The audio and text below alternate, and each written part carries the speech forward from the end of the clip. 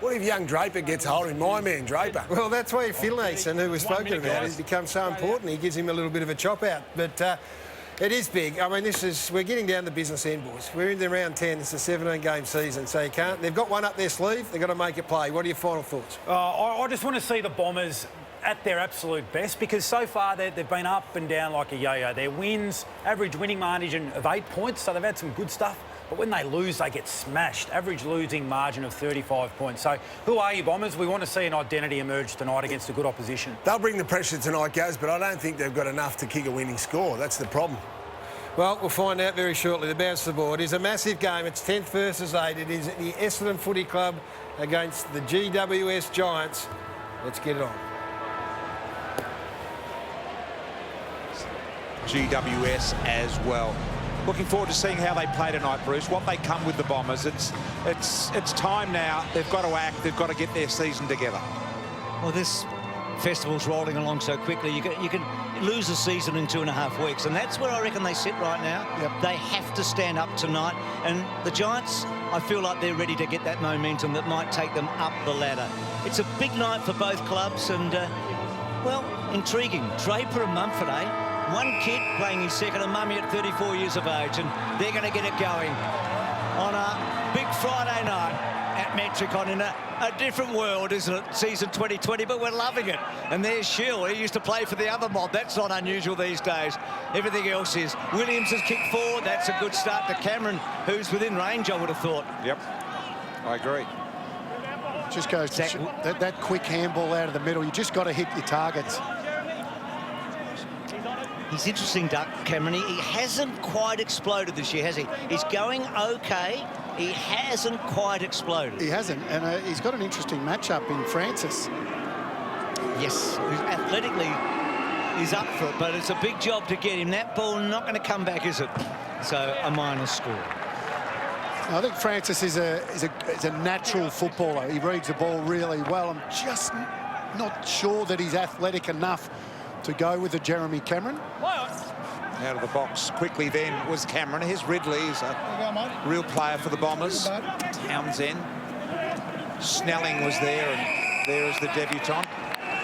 33, wearing the 33 tonight, the same jumper that he wore in the TAC Cup as well. He's well developed. He is, isn't he? Kid.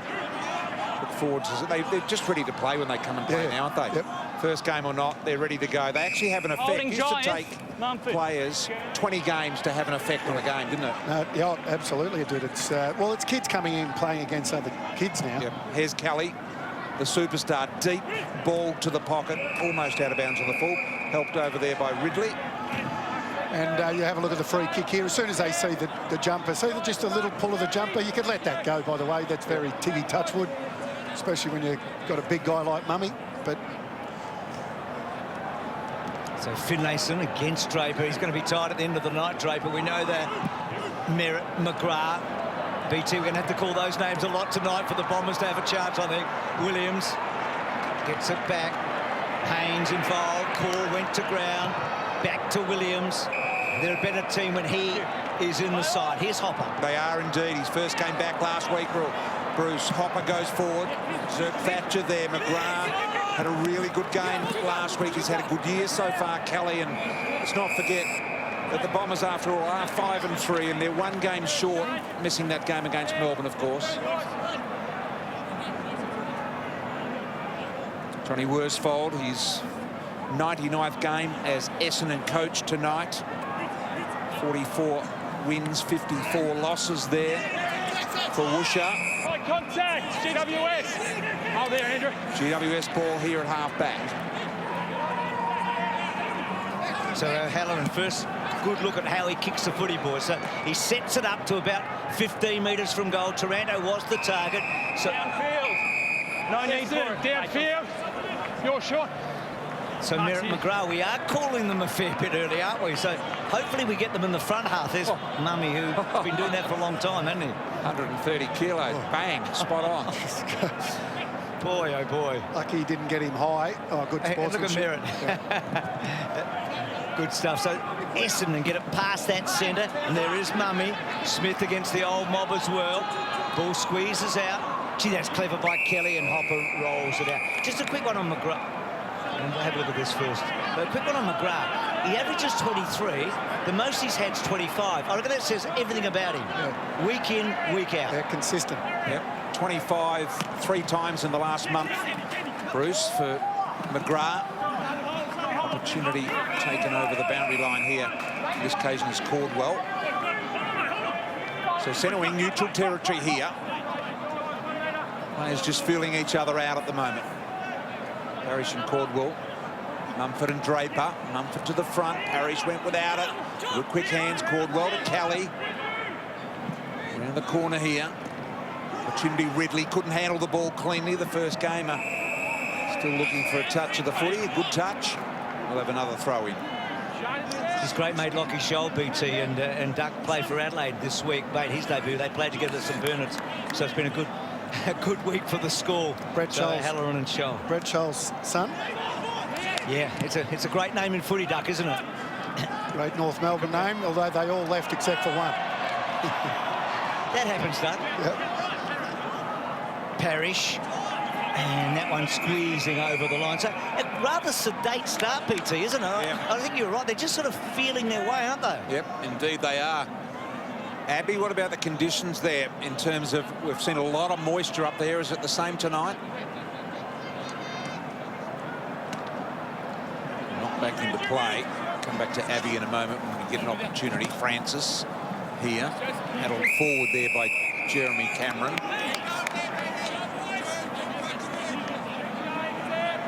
Very benign opening as we try and get things moving here. Draper and Mumford.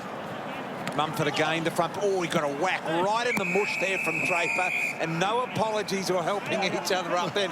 Mumford would be within his rights to say, hey, geez, I helped you up a moment ago in terms of merit. And don't worry, Mummy will remember that.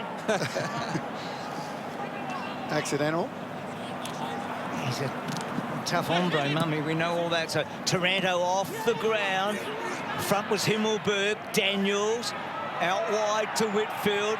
He just doesn't quite get a hold of it, and Sard, it is a slippery ball. We'll get to Abby in a moment to talk about the conditions.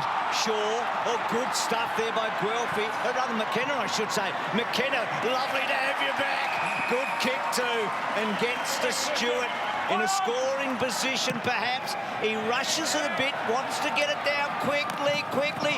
Townsend and Haynes bubbling about. Oh, Shaw was really strong there with the body. It was Townsend who copped it. Haynes belts the ball away.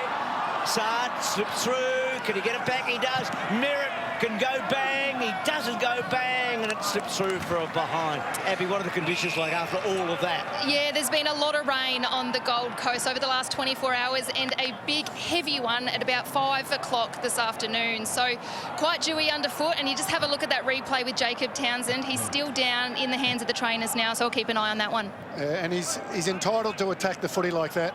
He's short. And he protected himself. He got a solid bump and took the ball. But don't forget, he also took some collateral damage when he hit the ground as well on that one. But he's going to come off. He's really unsure of what's going on. Townsend, so tough young man too. Not sure on his feet there, so we'll just wait for him to clear the area. McDonald, Tip and Woody, I think, has come off the bench for him, so they have to wait for him to come off. He's still wobbly. Yeah, you can see he's not walking well at all. He'll go and have the assessment, and any signs of concussion, and he'll be ruled out for the night. You can see he just said, "Take your hands off me. I want to jog off by myself." He was trying to push the trainer away, Duck. Yeah. I think he still thought he was in the game. He's in a world of pain down there at ground level. So here's Whitfield to Keefe. To Kelly, punched away from him by Ridley. Have a listen to the hit here.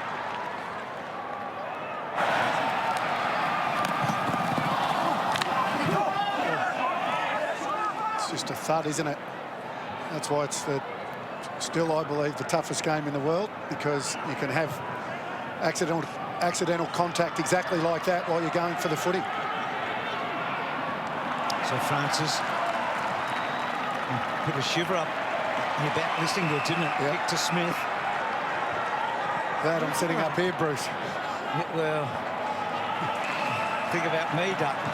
Redmond out wide. I've always been sitting up here. There's Thatcher and McDonald, Tip and Woody. One good thing for the Bombers in a second, if they can... No, that's not a good thing. But they have been able to keep the ball in the forward 50 a couple of times in the last minute or two. So here is Townsend down in the rooms. So... Yep, so he'll be automatic 20 minutes off the ground, Bruce, so that'll exclude him from the rest of this quarter, and then an assessment will be made on the rest of the game for him after that time. Cornelio slung a little there, and Merritt, the tackler.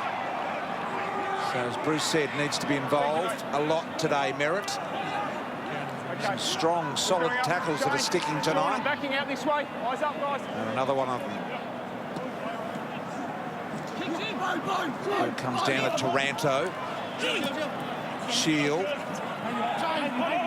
Haynes. Shield again over the line, out of bounds. What a player he is. He's just got better and better, Haynes.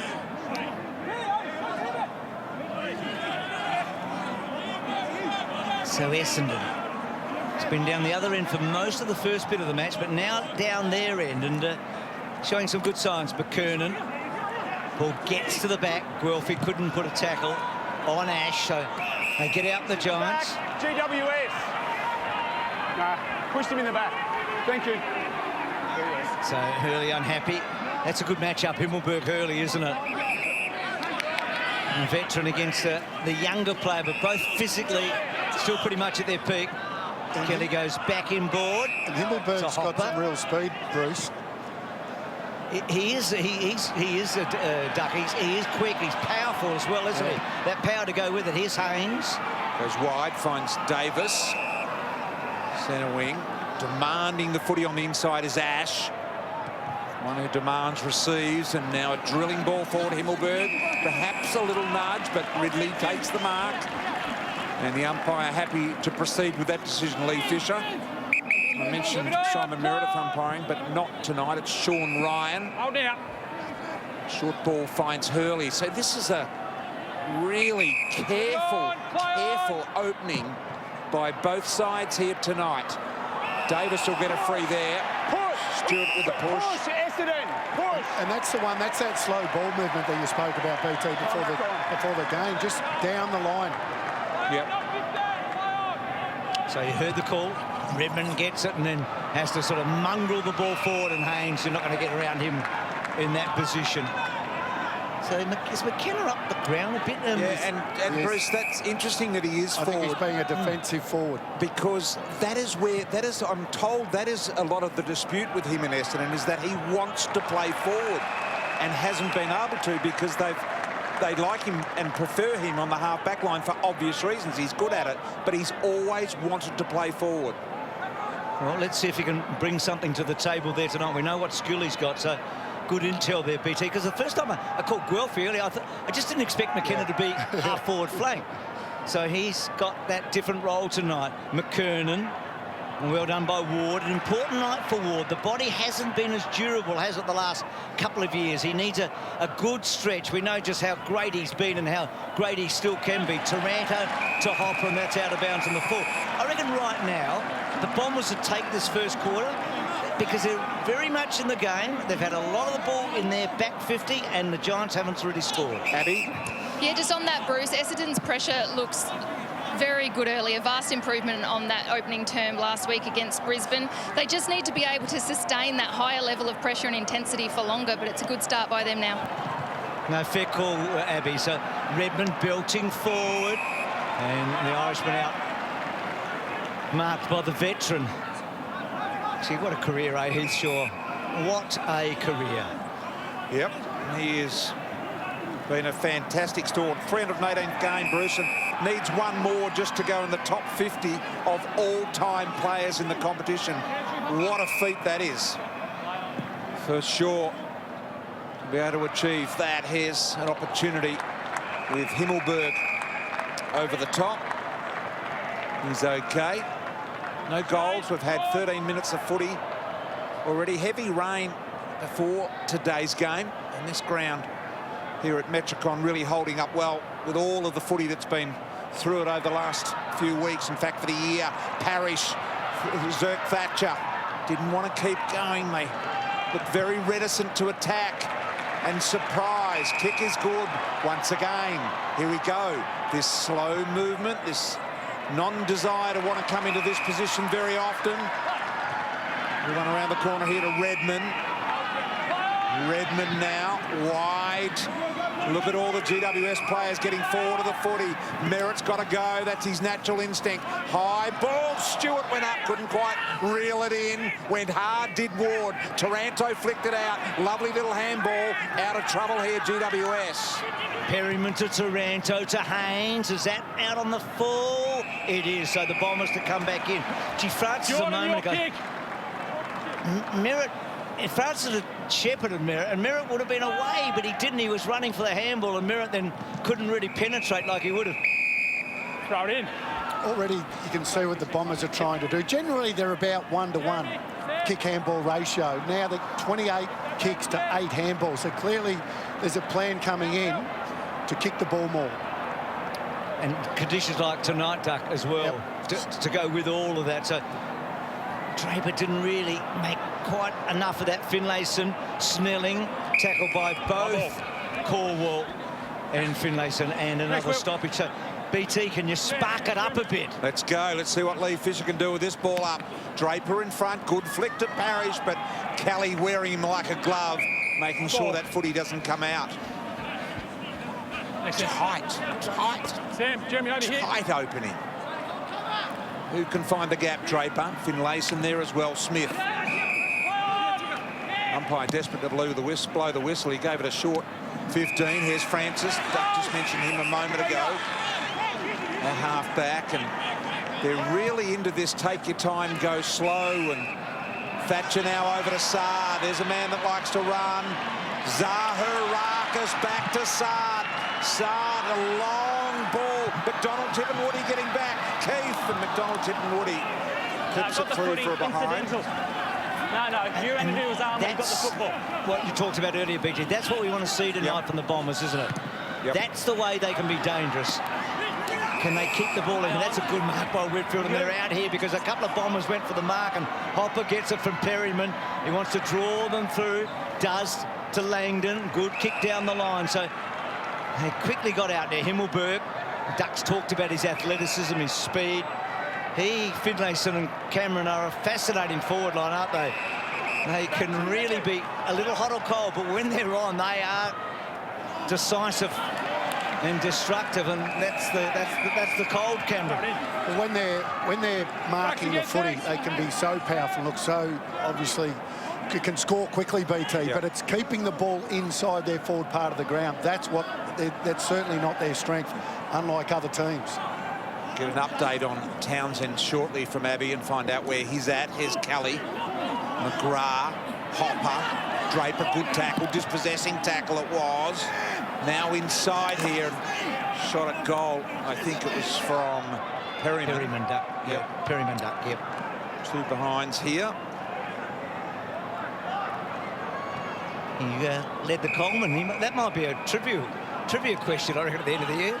Perryman led the Coleman for a while. He kicked 4 in the opening week, and he was going great guns. He had 8 goals in his first 3, 9 in his first 4, playing in a different role. He's normally down back, isn't he? So Zirk Thatcher, just very early in his career, just his 4th game. He's the veteran of this team, 216th game for Zaharakis. He's been a good player, hasn't he? Of course, he didn't miss the year like most of his teammates did at the time when Woosha went to the club. Parrish, high ball. And down the line as Stewart presented himself, cut of the X-line, gets it over the top. Clever by McKenna. And here's Smith there. He's normally good. Now, McDonald, Tip and Woody, I think, was the target. Can he make it happen? Core wrapped him up, did a good job. Here's the youngster O'Halloran. Already had a kick or 2 in the match. Did well there, O'Halloran. Gets to shore, so the young and the old, First game, 3-18. Daniels just felt for it a bit, didn't he? Probably just slightly disorientated. Canelio gets it back to Taranto. Back to Canelio on the left foot. Yeah, little high ball here and punched away from the Bombers by Ridley. So intensity really starting to gain, and it needs to. Sam, Jeremy. Kept in, played by O'Halloran. Probably wasn't in play, though. No. Finlayson off the slide of the fist. Sard, high ball. There's McKenna going forward. Langford. McDonald tipping Woody one-on-one. He'd like this situation. Clever tap. Knew Langford was out there. Gave him a little bit of time to assess. Long handball back to Redmond. Had a fumble, so he won't have time to straighten up. Now Snelling. Got around Mumford pretty easy. Gave it to McKenna, who was under the pump. I tell you what, welcome to the forward line. Things happen quick there, and you've got to be able to create your own opportunity. Taranto. Taranto to Daniels, to Whitfield. You can see that coming. Thatcher got him down.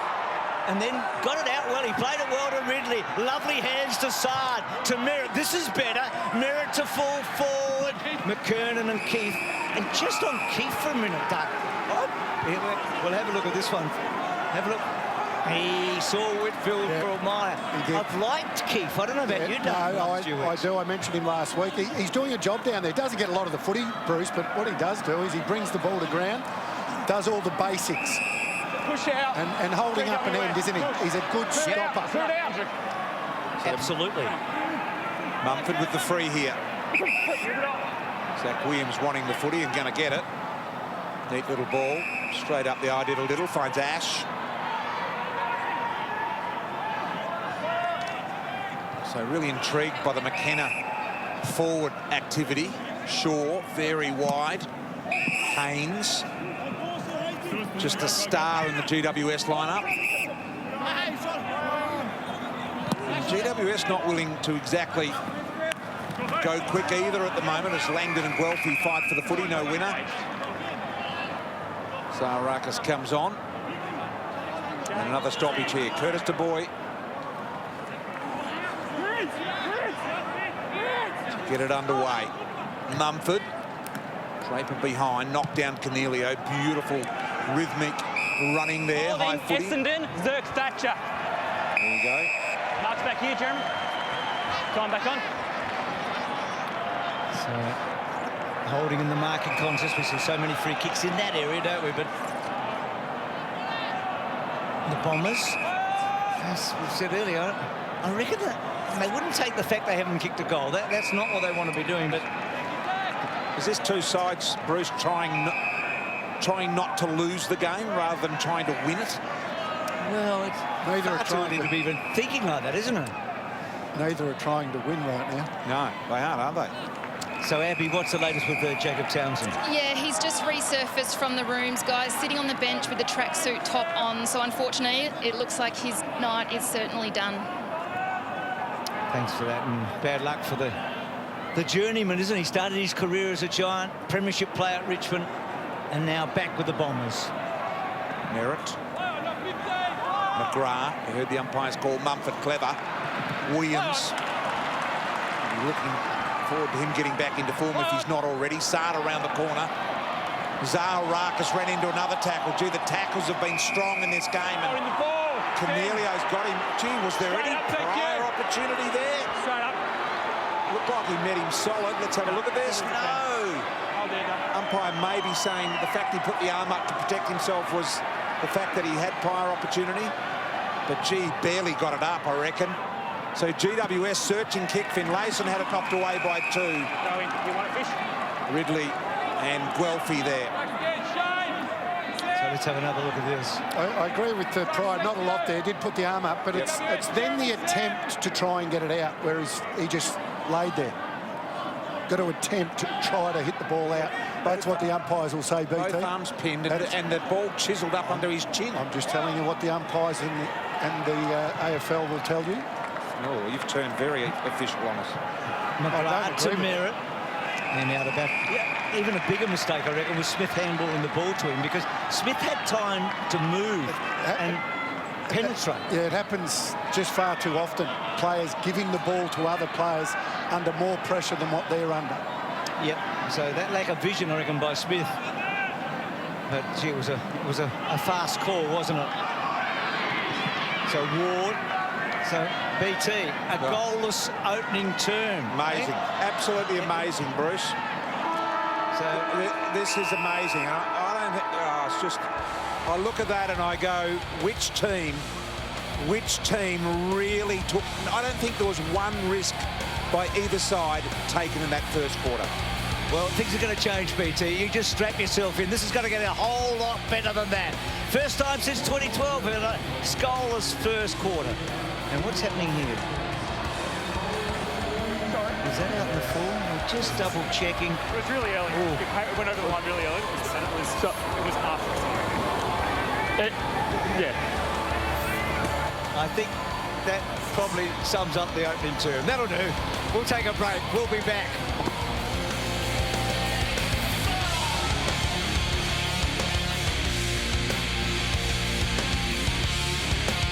Action's not just on the field. Rob Lowe and Liv Tyler. New 911 Lone Star. Monday 8:30 on 7.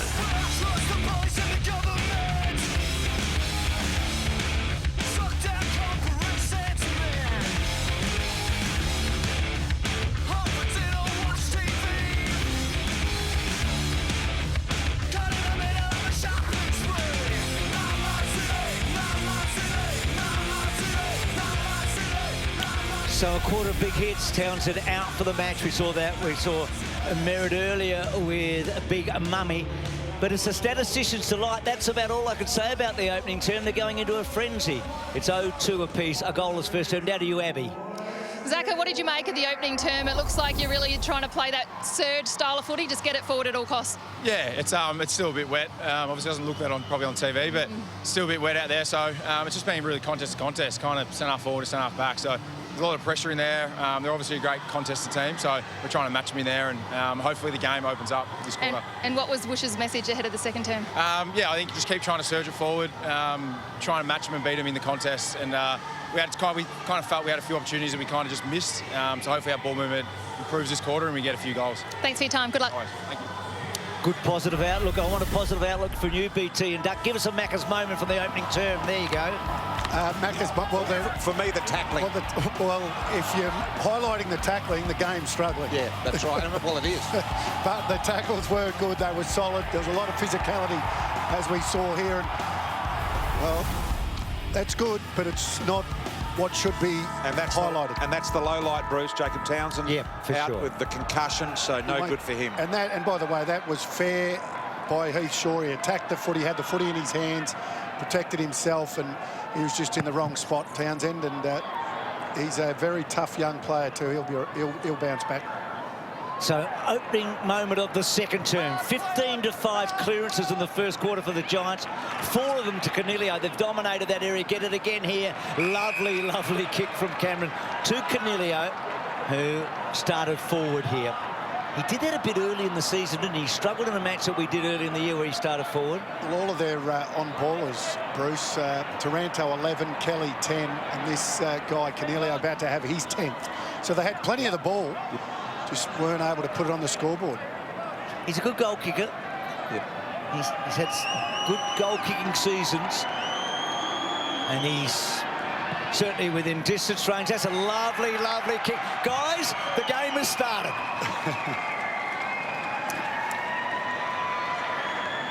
A really positive start. Cameron up the ground, getting a nice touch duck.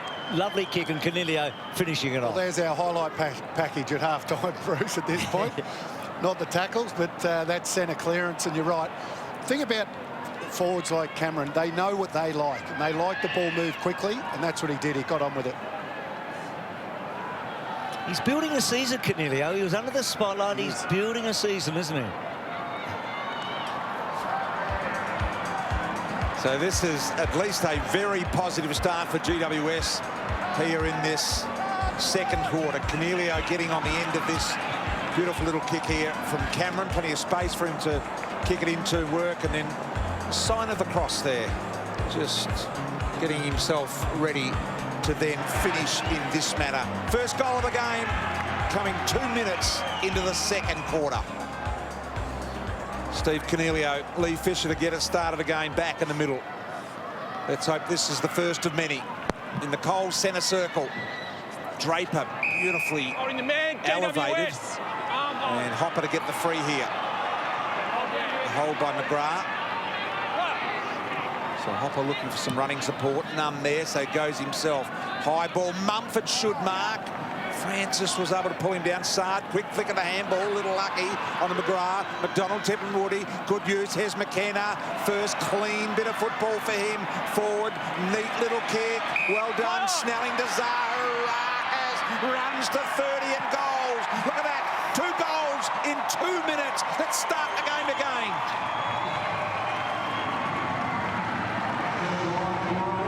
It's a good game of footy, BT. Well, if you've just joined us, Bruce, the game has just started. It is amazing, though, when you move the ball quickly, how the game opens up. And I know they've had the opportunity to do that.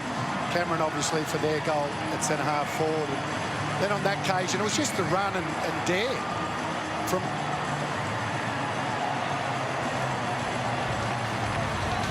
When this started in defence, that's a clever little chip, obviously, for McDonald, Tippin Woody. He's got up the ground to get his hands on the footy, but then McKenna, to have the vision to just drop that one in short and not bomb away. If it bombed away, GWS had the players. They would have got back to that footy first. So it was McKenna that thought his way through that. And if you've just joined us, Bruce, that was a replay, that first quarter of a previous game. We're just starting now. And I'm enjoying. And you know what? Everybody's going to want to talk to Abbey at quarter time. There's superstitious players. Zaharakis has hit the scoreboard. He's happy right now. He was positive with Abbey, wasn't he? Well, Draper, well done. Got up early, and then a little bit of that at the back. Hopper and McGrath. Suddenly, I don't know about you, BT, but my blood is starting to flow a lot quicker than it was a half an hour ago. Yes. As Parrish gets the ball out to McGrath. McGrath's quick kick forward. McDonald, Tippin Woody almost got onto it. Stewart's slow handball. Shield, haven't caught him a lot. Cutler, handball over the top. Snelling, sure did well in the end, but it's around the shoulder if you really look at it. I think he agreed with you, Look at Bruce. Draper here. Look at this. Oh. He's got elevation in the last couple, but now he's got to make sure he knocks it to someone. Another example there of it going straight down the throat of Kelly. So one thing to be athletic and get up there. Next thing is to make it work for you and your team. Let's see how he goes here. Very athletic, though, I agree. Shawnee Ryan. He's raw, BT, isn't he? He's raw. He's as raw as it gets, but there's something there. Yep. It is great. Great to watch. Bit of a fearsome sight too, I might add. Just a little careful of Mummy there, was able to work it down on the path of Taranto. Quick little flick out on that occasion from Cutler. High footy, Ward backing back where not many would. McKenna over the top did well. Zaharakis tries to keep it alive. He does. Ash, little handball. Haynes, quick trigger. Found Mumford. Tight confines. Haynes made it look easy though. Long kick out towards the wing. In front Ridley. Finlayson with a little punch there. And away they go again here. GWS. Cameron caught by Francis with the footy. And no player. Well battle, lads. Thank you. Thank you.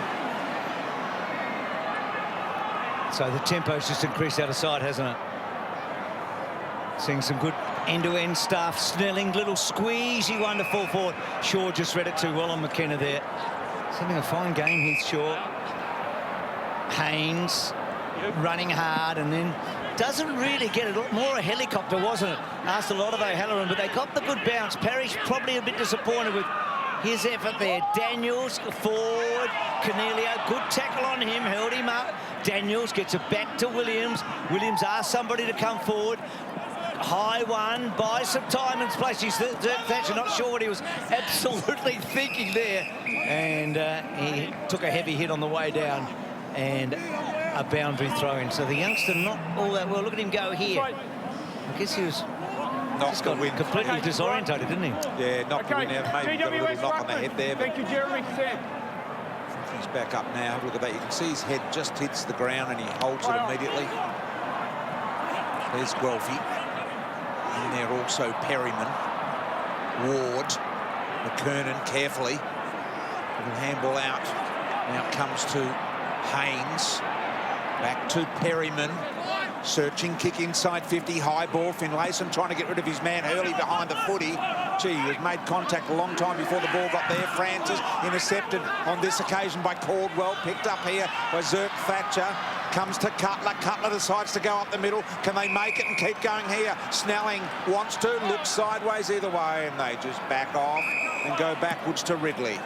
But Cutler was positive there, wasn't he? Yep. And what about Zerk Thatcher? Knocked himself out nearly and then got back for the next contest. That says a lot about the youngster, I would have thought. So Zaharakis, short ball to Cutler. You look at Cutler and you feel there's something there. You know, 60-odd games at Brisbane. Athletic, yep. Isn't he? Looks a player. This is an example, though, when the Bombers, and you can see here, when they play this style, they're already in the corridor. They've been out of the corridor, back into the corridor. Now they should get a bit of flow, but even one of their senior players, Hurley, just holds it up. Merritt, very short. You just can't afford to make a mistake when you're doing this, can you? You've got to kick it like Hawthorn did 5 years ago. That's hard to do. Here's Guelphy. Well, so far so good on this little exchange duck. Smith's normally a good user. He took a long, long time. Gets it inside. Here is McKenna. Tricks we know he's got. Good kick front of the square. And Langford, who can kick a goal. And it drops into his breadbasket. Well, they critical, but they really thought their way through that really well, didn't they? And it was the kick to Smith that got that going, and then the handball, obviously, to McKenna. And then that kick, and this just goes to show you that you don't need a perfect kick going inside. That's right. Your forward 50. Just get it in there sometimes. Nervousness. Exactly right. Should goal, Langford. He's back from suspension. He's been in good goal-kicking form before that. And he gets it home. So the Bombers making a good fist of this now.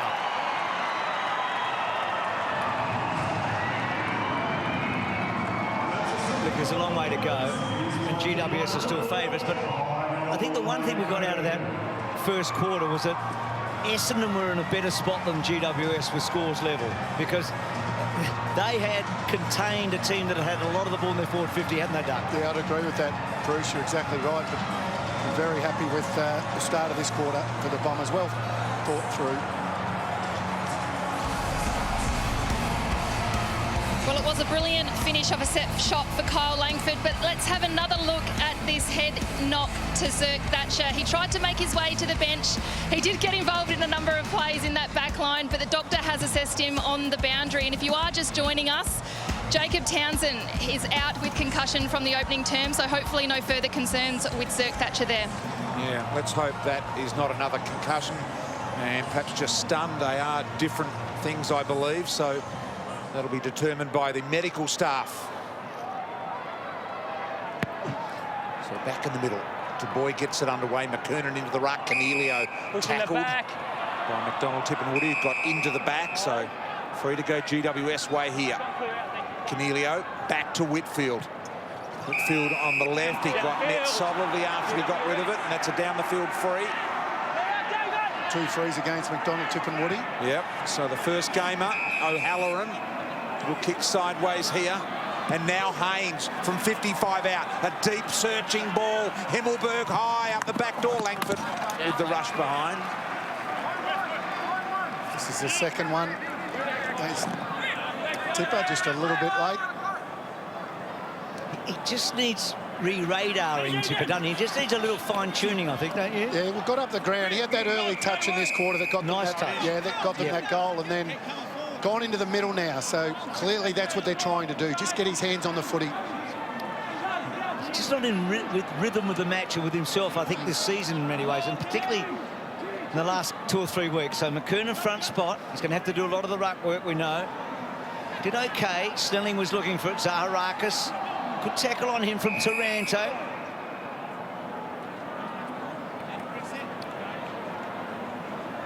I think we've discovered the hardest question in the world in the last season of football, but I'll leave that. Not even Toby Green would answer that one correctly. We saw him in full flight earlier tonight, but we'll have a stoppage in the forward 50. Yeah, so McDonald Tippenwoody, Bruce, I know he's been sort of quietish, but he's kicked more goals than any other Essendon player on the ground tonight. I know Stringer has more in total, but not playing tonight. Here's Merritt. But, yes, he has been definitely down on what he's capable of. Well, Tippenwoody, he's had 14, 6, 13 and 7 over the last 4 weeks. Not great numbers. Ball into McKenna, who's finding the forward line a little different. Kept that flowing nicely for Guelphy, who marches onto an easing kick. Langford got it. Chance to kick his second from a comfortable distance here for Kyle Langford. Difficult angle, though.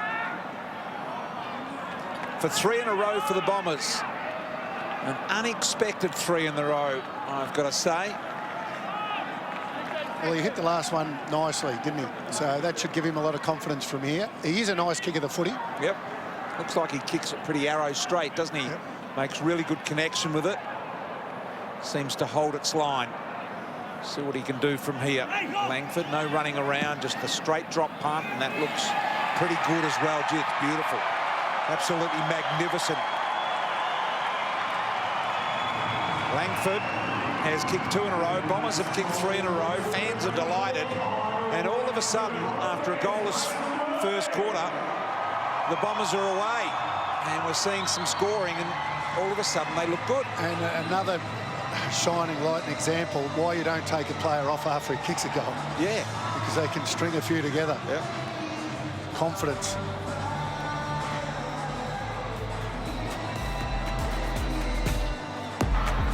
McKenna's, you mentioned him, BT. He's actually been important, McKenna, hasn't he? He has, and just good surge footy there. You don't have to take possession. That's another great example of that. Just hitting the ball to your teammates' advantage and getting the ball inside 50 quickly. And good to see Langford be able to actually mark a ball that you should mark while you're diving to the ground. Oh, chest mark. Pretty easy mark, wasn't it? And you should take it. He's had multiple goals now in 3 of his last 4 games, Langford. He's actually their leading goal kicker since Stringer got injured. So he's got a big midfielder to go forward and kick goals. It's very handy. And this has been a really good 5, 6, 7 minutes for Essendon. So Draper goes. He went up high, didn't quite get what he wanted, and then tackled by Taranto. They've been smashed in the clearances, Essendon, so they've done a good job. 21-9 the clearances so far in GWS's favour. But, gee, they are listless at GWS, aren't they?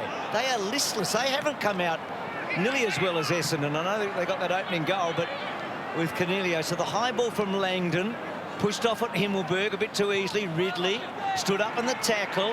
Whitfield, gee, did that? No, it didn't. And he gets it to Cameron, who's going to run into Langford. Gee, just wasn't quite strong enough in the tackle, was he? He had him, but he didn't really have him. Bang. GWS, arms around. Kelly's free kick. Kelly. Oh, Kelly.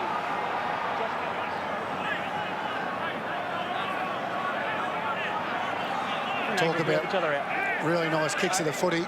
This guy is all class. His arms around early. Had a fair bit of it already. 11 disposals.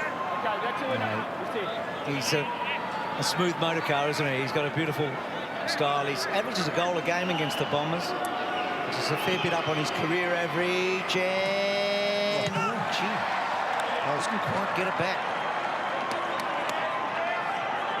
Skimmed the post. Hurley says to Sard, keep going. He was wrong-footed on his non-preferred, though, and he stuck it down the throat of Whitfield as a result.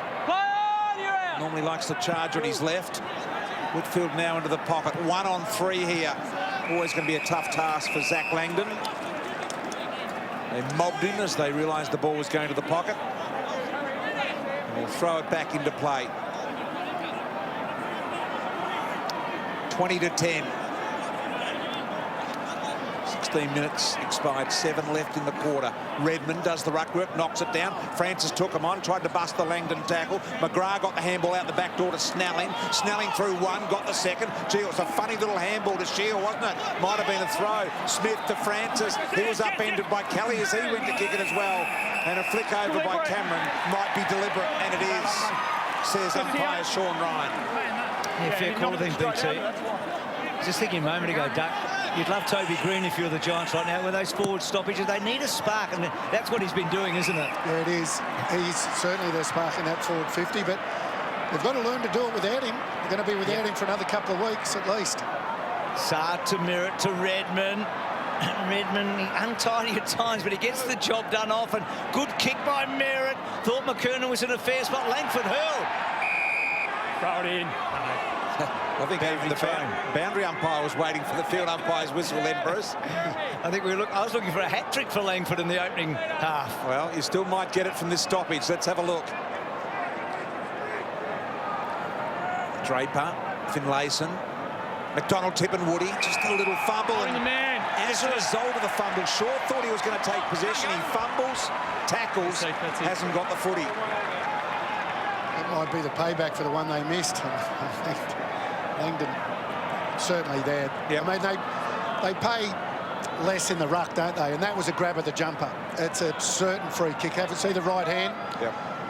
Under the armpit. So McDonald, Tip and Woody looking for the Bombers' 4th straight here.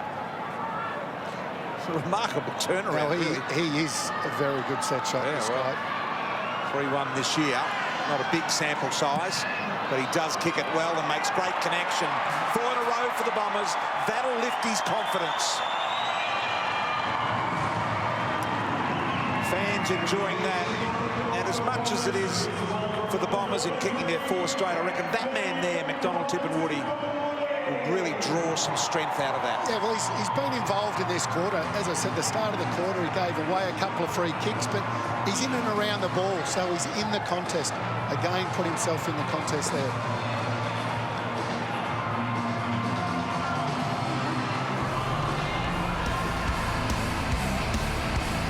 Well, that is a beautiful kick, and you're right, BT, that'll give him a lot of confidence. And I noticed he said, I'll stay down in the forward line now, I won't go into the middle. Have a look at the fan zone here, bottom right. The great Dustin Fletcher down there, Bruce. Just a lazy, he's happy, BT, eh? Lazy 400 games. Yeah. Oh boy, eh? We had Stevie Milne last night and royalty again tonight. Gee, suddenly the flag's going up for the Giants. See, this is a bit serious. This is, and you're so right about Anthony. That is going to give him the spark that he wanted, and 4 consecutive goals here. So Draper has been going early and cleverly that time against Mummy. That's a big win. He's a funny old kick, Draper, isn't he? Belts it by core. Gee, that's throwing the ball. They are flat, aren't they? Yep. The Giants are really flat now. Shields a goal! It's a big one. They've kicked 5 now.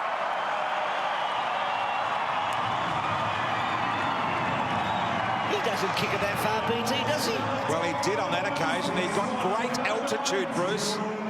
And, well, it just kept going and going. What a kick. And good on Draper, eh? It was a big centre clearance, wasn't it?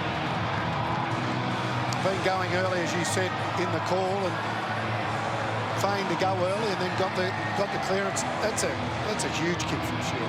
Unbelievable. As BT said, he got such height, didn't he? Yep. So this is a dramatic turnaround.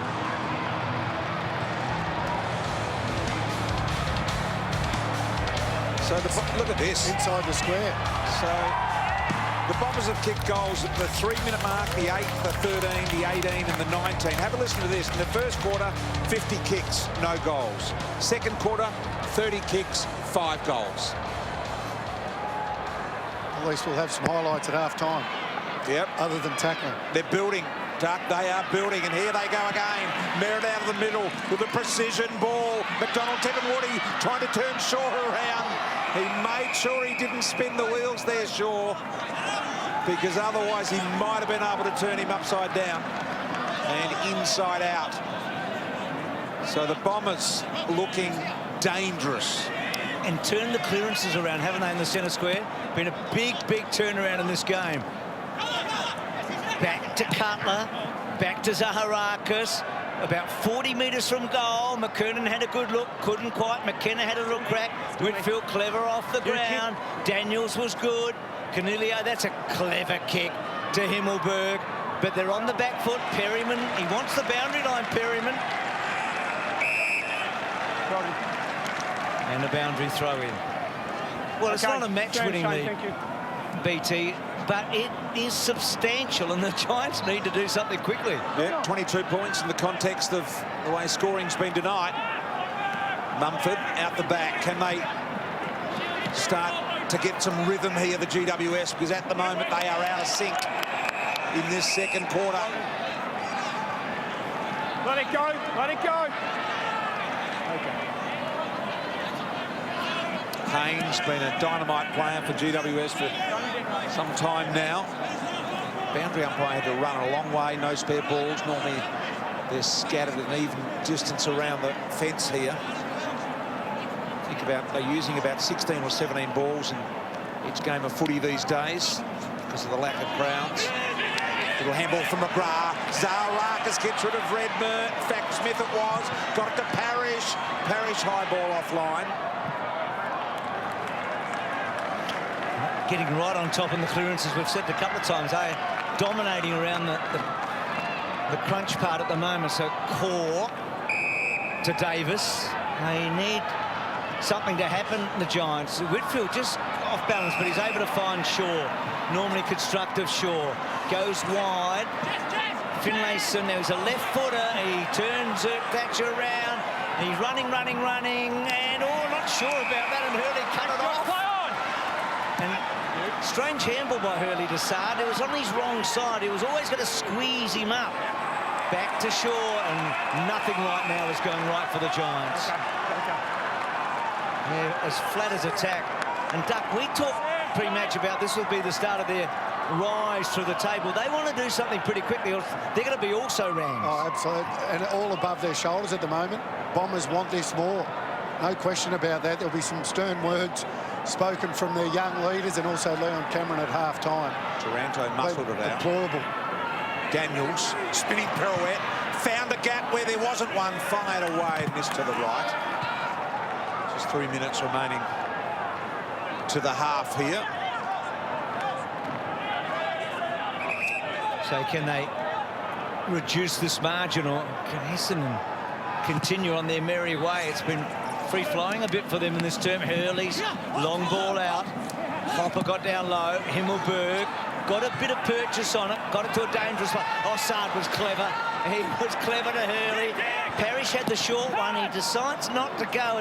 It's a poor choice at a way to Draper in that situation. He was taking a chance, but it didn't come off. Langdon got it from Taranto, and again cut off by Hurley. Good stuff, good vision. And that's a beautiful handball by Zaharakis, and Shields on the burst. He turned Whitfield inside out. The old teammate gives it the Tipper. Tipper measures. Gee, that's a poor kick by Anthony. That is a poor entry. And that's one of his strengths, isn't it? Yeah. I mean, this really is... I mean, this is an attitude thing from Judah. This is them coming into this game thinking it was just going to happen. And the Bombers, well, they've come here saying, you know what, we haven't played our best footy. So what switch are you looking for at Leon Cameron at half-time? It's all attitude, it's all about... Yeah, but how do you switch that on? How do you try and switch it on? We know you're saying it's above the head and it's all mental for them, but how can you try and make it happen? Well, it's the leaders that'll get around the younger players and the whole group at half-time and speak to them about what's going on and that they've got a lift. But this team is capable of going in at half-time and coming out with a different attitude. There's Cameron, a searching kick, minute and a half, Shaw gets it, and this may be the starter just on the eve of half-time. They do say that you don't just have a switch. They have enough talent in this team, GWS. They have a switch, they have gears, and right now, they're in first gear. So it hasn't kicked a goal this year yet, Shaw. 39 in his career, and as I said, in his 318th game. It's a big kick. 2016 was his last goal, and that is very tight, but he's got it. What an important one. Just to give them something before half-time to get excited about. They certainly needed that, and this is against a side, an undermanned Essendon. They've got a lot of players out of this team, and I know GWS have got a couple or a few, but I mean the Bombers list is long. So that brings it back to 16 points and ends the run of 5 straight for the Bombers. So Woosha there. He gets up alongside Tom Hafey for games played and coached tonight. Top 12. Kevin Sheedy's right at the top of that pile. He's number 1 in that list in the 900s, and the legend joins us at half-time. BT, Heath Shaw, prelim final against the Dogs in 2016 is the last time he kicked a goal. You said 2016. Yeah, I wasn't sure when. And you know what? He'd know. He'd know. Absolutely. He would know. And he'll be talking about that for a long time if they win the game, don't you reckon? Yeah, 100%. I turned it around. Remember that goal I kicked in the second quarter? Yeah. Here we go. So that suddenly gets that scoreboard back to a much more manageable state. McGrath has been terrific. Ball bubbling about. McKenna did well on shore. Did very, very well. Bouncing at the Irishman. He got it.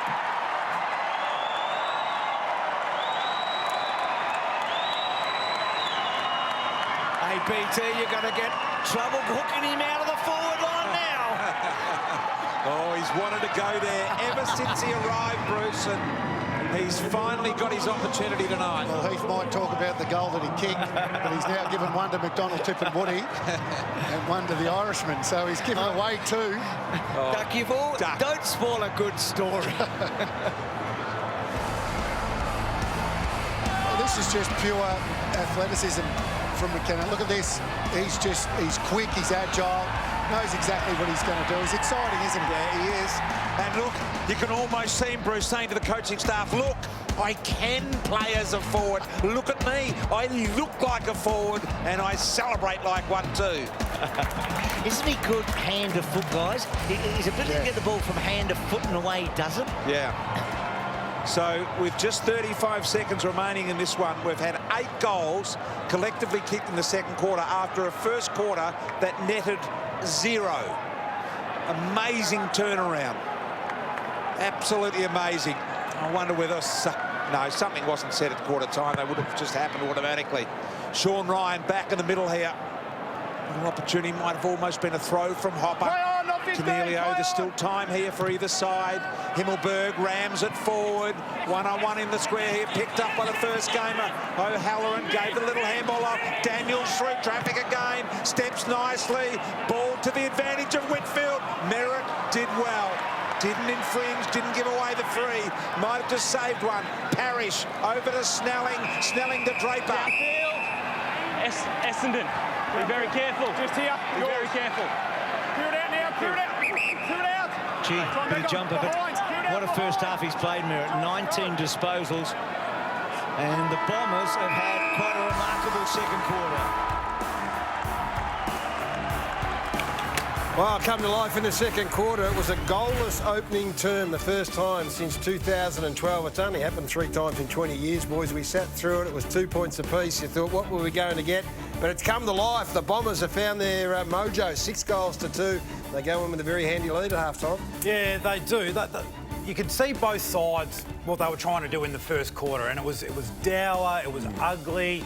Neither side, their method resulting in goals, and it was pretty hard to sit through, to be honest. But it's amazing. As soon as the Bombers got that first one in that second quarter, well, then it's almost like it gave them an injection of confidence. This is how we've got to play. This is how we've got to move the footy, and they started to actually get a bit of dash off half-back. Take the game on. They had a hell of a lot more kicks than handballs. That first quarter. Kick-conscious early. Kick-conscious. Whereas it's like quarter time, Ben Rutten said to them, boys, flick the ball on, like you said, Roo. So they were 1 for 1. Kicks to handball ratio in that second quarter. So dramatic change to their game. Combine the fact that the Giants decided just to have the quarter off and just allow them to run from end to end. That can happen. So we heard Mark Harvey say we want a bit more uncontested mark in our game. So the players hear that. And they're over-coachable, so they think, every time I get it, I've got to back off, I've got to find an uncontested mark. So you lose your ability to actually go forward. So the ability to come in at quarter time and just say, hey, boys, you can still play footy. If someone's on, just give it. Let's go. Let's get the game going. I think that's a really good point. And then the clearance differential was over the top early, and in the end, they still won by 7. Essendon down by 7. What's that tell you, though? How often are we seeing this clearance dominance for one side, but them not being able to capitalise on the scoreboard? Clearance dominance only counts if you can either score off it, so you go forward to equal numbers and you actually give yourself a chance to score, or you're really good at locking it in. It's how you clear the ball. So we used to have a stat back at the Lions. You used to lose clearances a lot, but it was your unpressured clearance. Can you have the dominant, clean clearances out the front? GWS haven't done that. They've been pressured up. They've been long, high balls. Essendon turn it over and go end-to-end. How you clear it and what you're clearing it to, I think, is what's... And let's have a look at this. This was the story of this first quarter in particular. This is why we got no goals. So, centre bounce, clearance situation, GWS on fire, have won clearances 15-5, and then a kicking to this. I mean, we saw Ward in at the centre, in at the clearance there. So sending a forward up to outnumber at the clearance. The trouble was you win it and you kick to outnumber. And this is what happens when... So this is the start of the second quarter, so no one's been able to get away. So it's 6v6. You haven't pushed blokes up into the middle of the ground. You get one-on-ones. All of a sudden, Cameron heats up and takes the lead, turns around, hits Canelio, goal. Yeah, so it's not surprising. GWS are a really good, they're a really good stoppage side. Yeah. But sometimes you can become almost a victim of that and you say, oh, it's a stoppage game, it's our one wood. The trouble is, 12 of the last 13 premiers have been top 3 in the turnover game. The turnover game is modern footy. There's no point being great at clearance if you can't score from it. That was a big problem, wasn't it, for the Giants in the second quarter, especially when you think of... Yeah, they turned the ball over and just went from end to end. Now, Giants are terrible. They're 17th in the competition for defending it, you know, from their forward line. Yeah. The side takes it from end to end. That's a terrible start. Just that Essendon's number 18. But Essendon exposed that in their second quarter, didn't they? Turned the ball over and they went end to end easily, Gaz. So that's the score source. All our lads for 0, of course. We appreciate their great support. And just one goal from turnover is not going to be good enough for the GWS Giants. Let's go to Alistair Lynch. Lynchy, what are you seeing? Thanks, Gaz. Yeah, I mean, I thought it was a standout. We saw it only once, really, in the first quarter, how Adam Sard bounced off half-back with an intercept mark. But no doubt Essendon spoke about it at quarter time. Get speed in the game. Their first 3 goals were rebounding out of defensive 50, and Brownie just touched on it then. This is not a strong point of either team, really, but when Essendon get speed in the game and go through that corridor especially, this is where they look their most potent. See the direction, the overlap run, as we spoke about pre-game as well, to handball and hit targets, and Zaharakis finishes off. The next goal was a bit more controlled. They went around the outside, but still a bit of pace in it, but used the outside of the ground. So I think there's been a distinct change in pattern at quarter time by the Essendon Footy Club, and the rain is just starting to come down, so it might be a little bit hard to handle in the second half. 22 points, pretty handy, Lynchy. You asked for goals from the midfielders as well, Brownie. So Zaharakis, Langford 2, he went forward albeit. McDonald, Tippenwoody, Shield, and McKenna's been the unlikely half forward. Yeah, it was good. It was interesting, wasn't it? So Langford went forward after Townsend got injured, so that's worked out really well. McDonald, Tippenwoody, they didn't wait till too long into the game to get him back into the midfield, and he had an influence. So that was really good. They had some life around him. And my man, Sammy Draper, I reckon they got to him at quarter time and said, jump all over the old bull. They got to him and said, you're the Chemist Warehouse player of the round. Do something. He's going to kick 5 in the second half. Exactly. And he lifted. How good was he? Come on, Gaz. He's better than Jacob Townsend, unfortunately. For Jacob, he's no further part, Ralphie. No, that's right. Now, for anyone who says that the legal bump in football is dead, think again. Now, clearly Jacob Townsend is done for the day with concussion there, but I don't think that there was anything wrong with what happened with Heath Shaw. Now, Michael Christian often talks about players allowed to contest the ball, and as terrible as it was to see him knocked out for the day, you've got to commit a reportable act to be cited. What else was Heath Shaw to do? As you can see, the eyes are on the ball. He only jumps off the ground marginally, and clearly the ball is in his hands, even though it does spill away afterwards. Terrible to see that Jacob Townsend was in such terrible shape there, but I tell you what, he would have been pretty happy to have inflicted that one himself. I don't think he has any case to argue there, Heath Shaw. No, I don't think so. None whatsoever. One down. That might be the GWS Giants' best hope of getting in. They've kicked 2 goals, 6 goals to 2. They trail by 22 points. We'll go to a break. Lots of footy still to come, including a belter between Port Adelaide and Richmond. When the Tigers and the Power stare each other down, they see serious competition. They also see themselves. Big forwards, recruited from other clubs.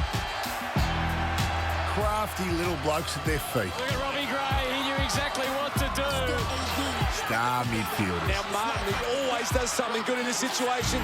Led by coaches who aren't afraid to show their emotions. Bolter was excellent. The future is bright, but the future can wait. I'm loath to say it, but he does remind me of young Alex Rance. Here's Georgiades. This week, they prove that they're the team to beat. That this year is their year. If you want to win it all, you'll need to go through them. Last name Tembo, first name Eve. Somebody ate the food they told the great to never eat. I'm tripping. DNA sees like I'm born way. G'day punters, and how about the Bombers here? They lead at the main break tonight and are looking very good. Can the Giants make a comeback in this second half and keep their season alive? Very much looking forward to seeing how this one plays out. Not to worry though for the Bombers punters at PointsBet, because if you lead at half time, you know what that means. You win. So, if you've backed Essendon, you've already been paid out as a winner. You can sit back now and relax and enjoy this second half. And how good is this? Not only is there 20 straight days of footy, we have 20 straight nights of early payouts at PointsBet. Lead at half time, you win is on every night for 20 straight days through to around 12. So, if you haven't already, download the PointsBet app today and please remember to gamble responsibly. You're watching the Fox Footy Frenzy. Well, it's a very, very big day of football tomorrow. Not sure what you're doing. 4:30, Port Adelaide v Richmond. That could be the precursor to some pretty big footy in the coming weeks. And then the Brisbane Lions, with Charlie Cameron, the Western Bulldogs with Marcus Bontempelli.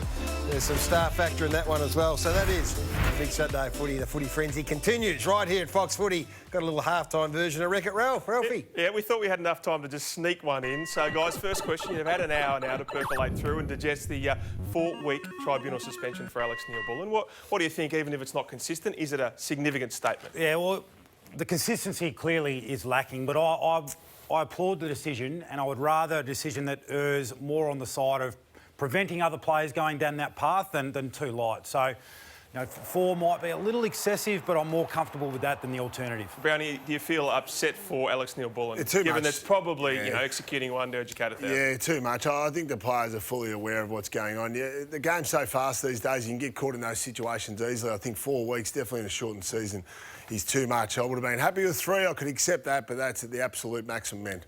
Now, Trey Rusco, amazing last night. He was probably usurped by a Dacos, as he might be in the future here. His mother, was not listening. Now, Gaz, you had her on your show. Let's listen to it now. I actually didn't see the actual goal because I was out the back just having a little smoke. Smoking out the back, and I'm trying to give up. So I was just having a quick curry out the back. I know. Hotel Trey.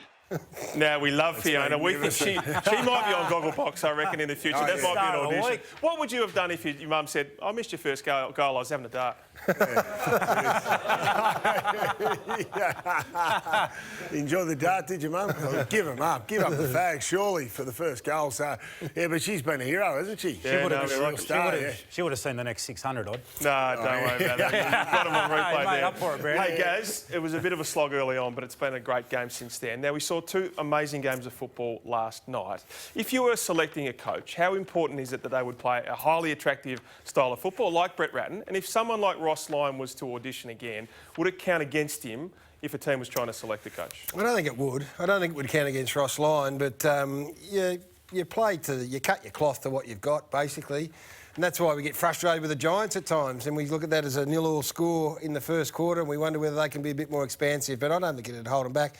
You want to play footy that wins. We would like to see what we saw last night, more of it, but you want to win as a footy side. Yeah, finals football tends to get them through the aisles as well. Now, Brownie, Gillon McLaughlin today said, all bets are off. We love the style of football. We love how it's been so free.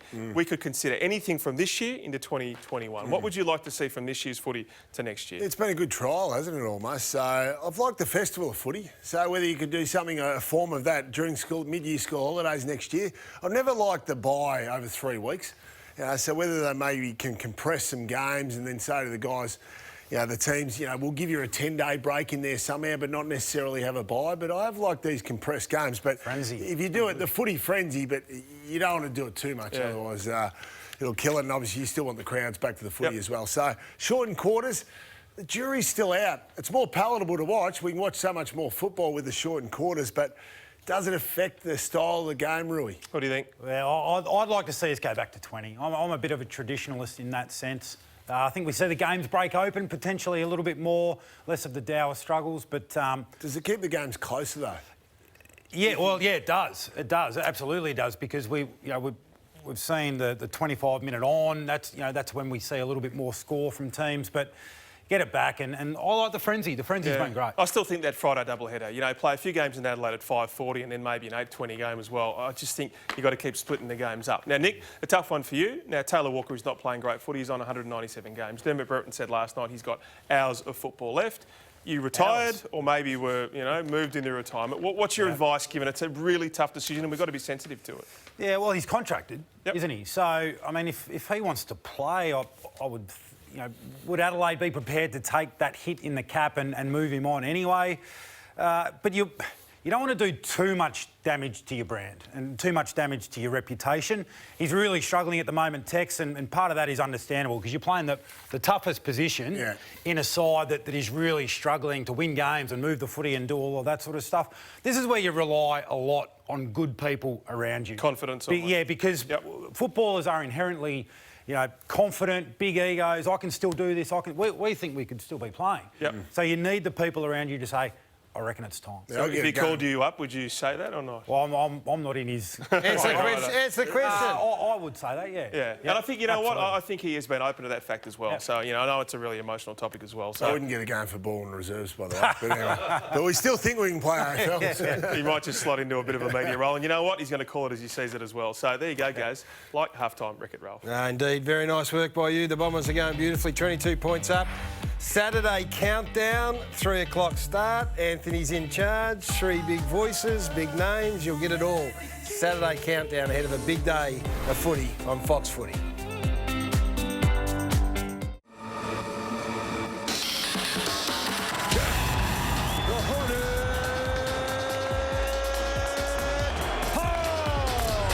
Timsu goes to work and shots again to the body. There's that right hand from Timsu. What a fight. He's taking a lot of punishment into it. He looks for the big one here. How is he staying on his feet? Unbelievable. Half-time Metricon Stadium. This is massive, boys. The Essendon Footy Club have done a fantastic job. 22 points to margin. Zach Merritt's leading the way with 17 possessions. The big midfields, both rated highly. The Bombers are on top at the moment. The score sources that we spoke about again, just talk us through these, boys, because they become so critical. They give you an insight into the way that this game's being played. Yeah, so you can see that GWS are winning clearances. They're winning them quite comfortably. But what do you get from that return? And clearly Essendon's ability to score from the clearances, despite the fact that they're losing them, is far superior. And they're winning the intercept game as well. So I think if you're GWS, you just say, you know what, we're not getting any value from it. Let's get back to even numbers and give our forwards more of an opportunity to score. Brownie, Essendon win this game. They go a game ahead of the Giants with a game in up their sleeve. What do they got to do here? Well, the reason I got the camera on this man, Zach Williams, we need to get him in the middle. So the middle, the GWS midfield just not firing. We've seen him in the past. He's had a significant impact on the GWS midfield. He's the igniter. Get him in there. Put Lockie Whitfield at half-back. Get Williams in there. In the finals last year for them in the midfield, particularly that prelim. He got them going. Don't let it last too long. Even numbers, Himmelberg, Finlayson, one out, go forward, go hard. And if it is your man, take the game on. Too conservative. And if you're the Bombers, keep doing what you've been doing. A lot of pressure. I think the pressure we asked for it before the game was really good. They also forced the Giants to second-guess themselves, so got themselves into a beautiful position. 22 points to margin, second half coming up. His attitude, so perfect words for mine. Thinking they can control the game? Yep. Well, just thinking they're better than this team, and that's why they're down at this point, taking nothing away from the Bombers, because that second quarter was blistering from them. Well, they're 22 points down here. McGrath nudges it to Merritt. Merritt around the corner with a really good ball. Snelling pretending it was going to arrive before it did. Bit of a fake and a kick inside of Draper on the lead is good. And smooth footy from the Bombers. And the big fella, Draper, a chance to kick a goal. BT, this will be interesting. He's got an unusual kick. This is going to be interesting. He has. Well, this will be his first. I've liked his game, though. At the AFL level, if he kicks it. This is game 2 for him. And this is the free out of the middle. And now Draper for his first goal. And it's there, he's got it. They'll get around him, have a look at him. Oh boy, look at this. He's up and down on the spot.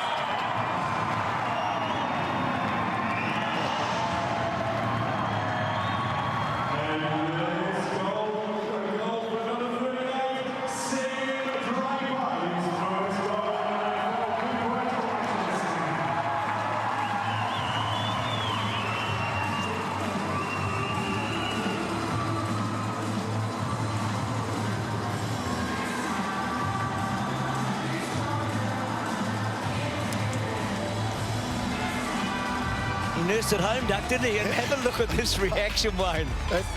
It's a double-handed ball drop, so he doesn't guide it with the right hand, but the reaction and the energy, and that's what he's brought. Look, he's only had the 3 disposals. He's now kicked a goal, but he's competed really hard around the ground. He's had a couple of clearances. I've liked his energy, and it showed after that goal. Have a look at that. Oh, yeah. He's a real rooster. Well, he's made an impression, hasn't he? He really has in his second game. It's a perfect way of describing him, Duck. So the rooster and the mummy, they're at it together. Up goes the rooster early, and the mummy gets hold of it. Stop me, BT, while I'm ahead. Well, and he just overcooked it slightly by hanging on a little too long to Big Mummy. And Mummy, the recipient, as a result, got forward a little. Was that pass he smothered off the boot? It looked like it. Now Merritt gathers near 50. Handball to Sard. Sard wrong-footed for the 3rd time in this game. I don't think I've ever seen that happen to him before. Langford. Langford now drilling ball in the middle. That's good to McKernan. Now McKernan within range. He's a long kick at the footy. He's got the distance. Yeah. He can get under them sometimes when he tries to over-kick it. So McKenna, did you see him there pointing to the sky and saying, put it up there, I'm now a forward, I'll be able to get this. No, he's 100% got the distance if he times it correctly. But as I said, he can try to over-kick the footy at times. Well, let's see how politely he lets rip with this one. From 52 metres out. Now it's on target. It's on target. Fell 3 metres short. And now Snelling keeps alive. Handball to Langford through traffic. Missed. Well, it's only early in this 3rd term, but their attitude doesn't seem to be any better. No. GWS, they're doing it easy, the Bombers. Duck, sorry to know. Bombers could put this game to bed in the next 5 minutes if the Giants are not careful. So let's see if we do get a response. Whitfield, Taranto. They're a strange team. Remember in the snow, BT, how bad they were against Hawthorn late last year, and yet they made a grand final a few weeks later? Yeah. If you told me that night they would have done that, I would have said, I would have locked you up. Yep. And had some pleasure in doing it. Hurley's kicked the full forward, McKernan's big fly, but they're a weird mob, the Giants. There you go. Sheeds has written a few books, and I reckon that one's been written by somebody. Here's Kelly out of the back half. And that's why I believe they're not always written off, Bruce. You think the next goal or two is important for the Bombers, but I think even with that, don't write off GWS. Merritt threading the needle here, or trying to Cornelio. So I'm not going to give up on them, Bruce, like you may have almost. Here is Whitfield. Well, I'm getting close, BT. My patience is drawing thin. Very good. So Lockie Whitfield told to go by the umpires, and he goes to a one-on-one out there with Phil Davis, and he did well. Davis back inside with a nudging little ball to Taranto. Whitfield involved again. Kelly through traffic, just does that with monotonous ease. Little wonder Ward needs to duck the Zarakis tackle. Waited for Taranto to arrive. He got a mung going forward, and Cameron a mile behind. Francis dropped the mark he didn't expect. All he had to do was make contact with that handball, Cameron, and Finlayson would have been away. And now it's the Bombers. Langford got it from Merritt. Gee, Merritt's numbers are quite staggering. We had, 19 to half-time. He's quickly to 23. Well, this sums up their night, Doug. That mistake, but this from Cameron. Yeah, he had enough space to get that handball off, didn't he, Cameron? Just probably tried to break that tackle, but that's where they missed De Boer, because De Boer would go straight to Merritt in this age, or probably would have gone to him at the start of the game, but he's on fire. There's another one. So that high ball, difficult to mark. McKernan did pretty well. Snelling coughed it up. Ward's been quietish in his game back. Did well there, though. Was able to get it to Hopper, to Cornwall. And Cornwall with that long kick to the top of the goal square. Davis has drifted back there. Boy, if you told us that Davis and Shaw would be two of their three goal kickers at the start of the night, well, they're not going to be, are they? But Finlayson gets it. Right side for him. And now they get going, perhaps. I'm not sure whether they've actually made the move of Phil Davis forward. I think they have. They have. He took a strong mark off half-back only a minute ago. Just a clever... Well, he just read the ball better. Then that one there going back into space. The night of defenders going forward. Second, they'll all think they're going to change the world. Sure, it's sustainable for Phil.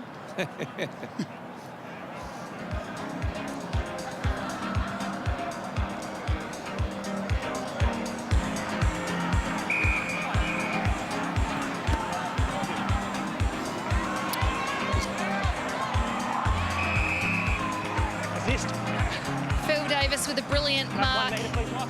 And Finlayson with his second touch of the game slots it through for a goal. But Phil Davis did actually start forward in this second half, so it'll be interesting to see what he can orchestrate up forward. And just on the conditions, guys, it is starting to rain quite heavily down here on ground level, so that will make things interesting as well. Yeah, make it a little bit difficult for the team that's behind. Thanks, Abby, for that update. Mumford. Pushing the back. GWS, so against Draper. Sean Ryan, one of the best in the business.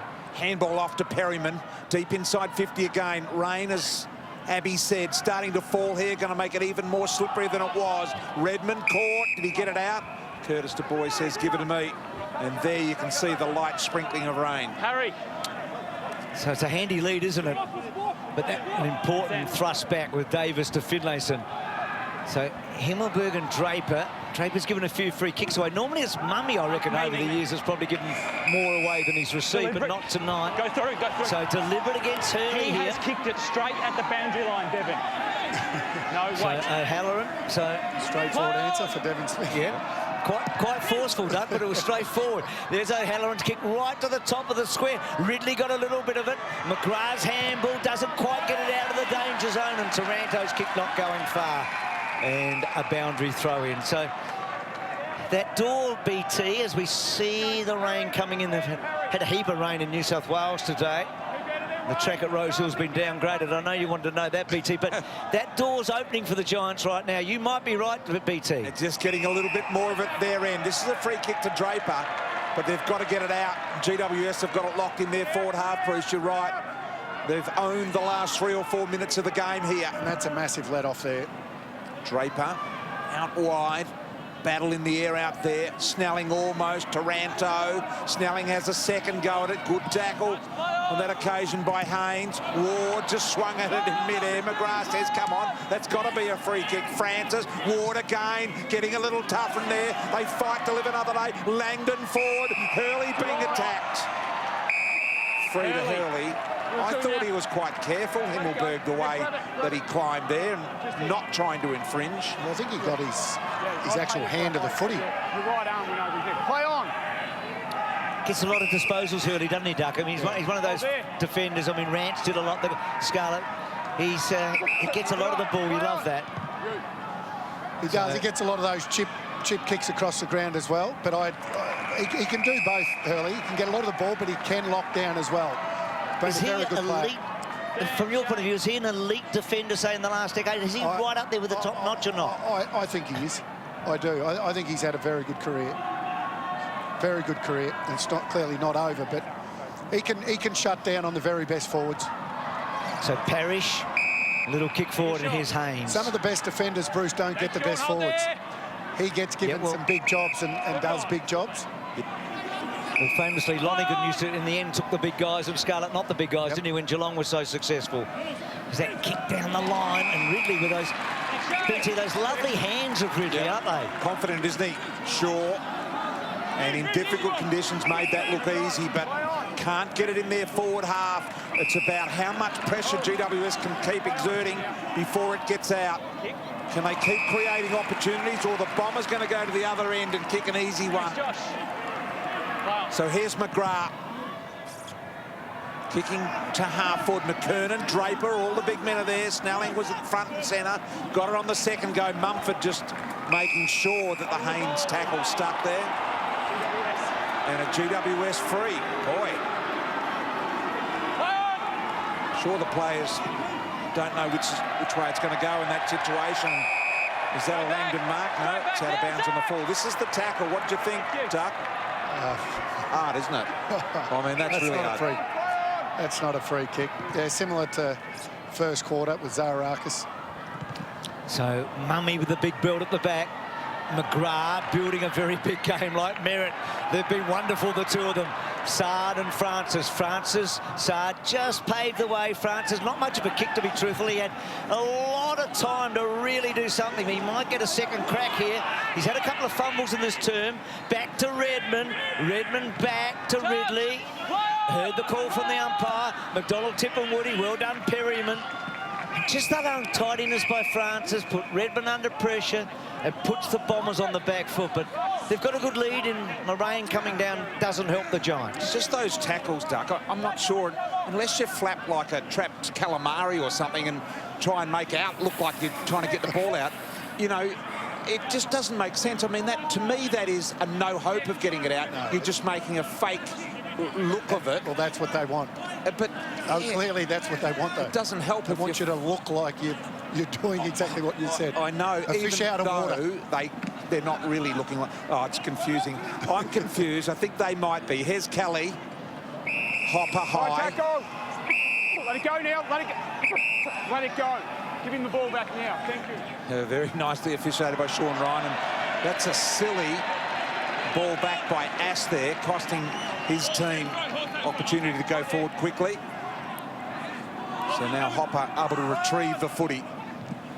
And going in a much more direct route here. Phil Davis, who's gone forward off hands, slick hands by Caldwell, went nowhere. Guelphy, deliberate underball. Here's Zerk Thatcher, wants to keep it rolling forward, and that is Phil Davis with a knee problem, and Michael Hurley there to assist. Let's hope that that is okay, but he is struggling to sustain his body weight on that at the moment. And Michael Hurley looking very concerned for him. He elected to go to ground and made great sportsmanship below the knees.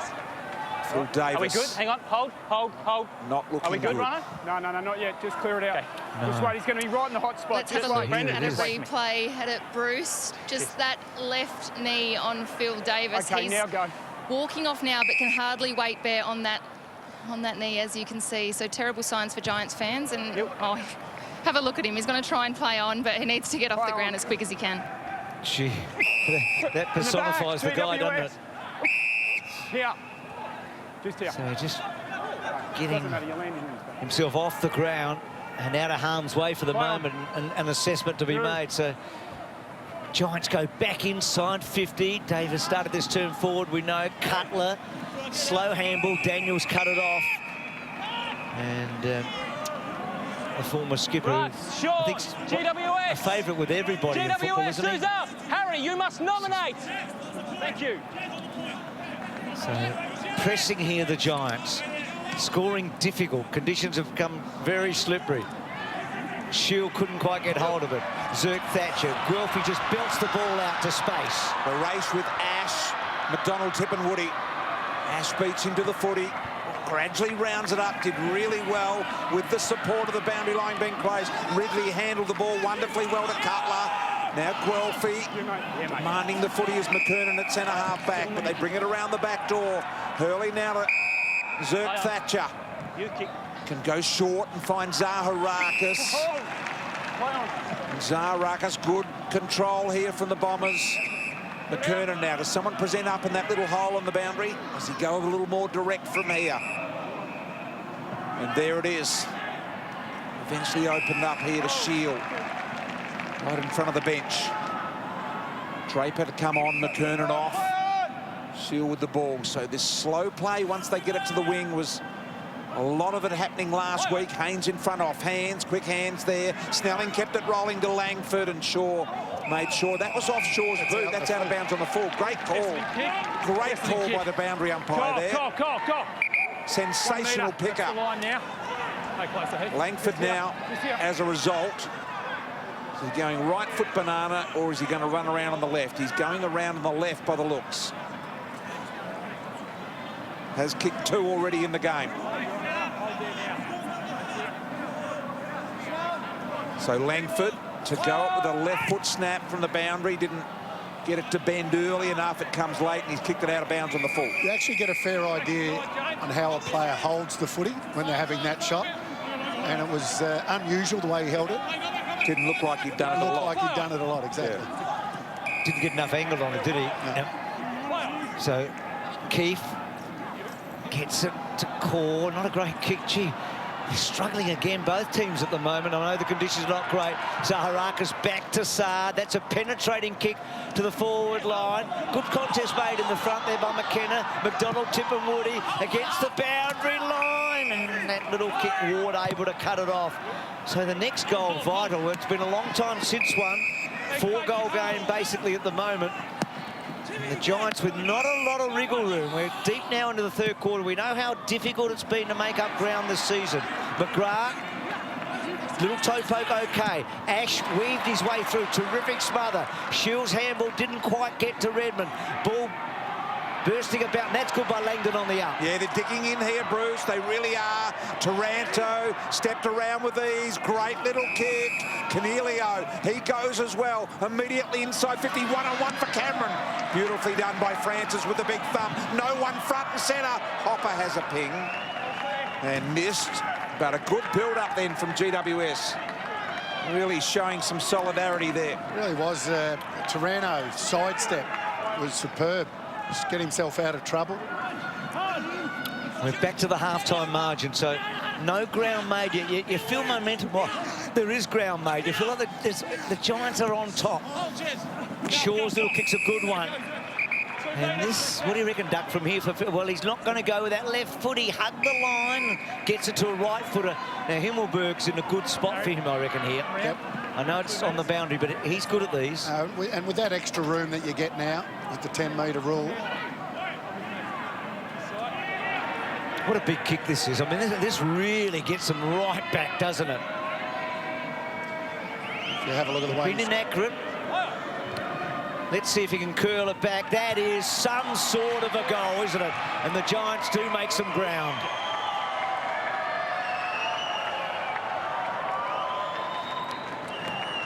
Got a sense and a feel with them at the moment, Bruce, and you've mentioned it a couple of times, but they're just digging in a little bit here, GWS, I reckon. Yep. Back to a very manageable 16 points, isn't it? Yeah, for sure. And how the Bombers, you know, you can get nervous with a lead, can't you? So yep. How do they play this, you know?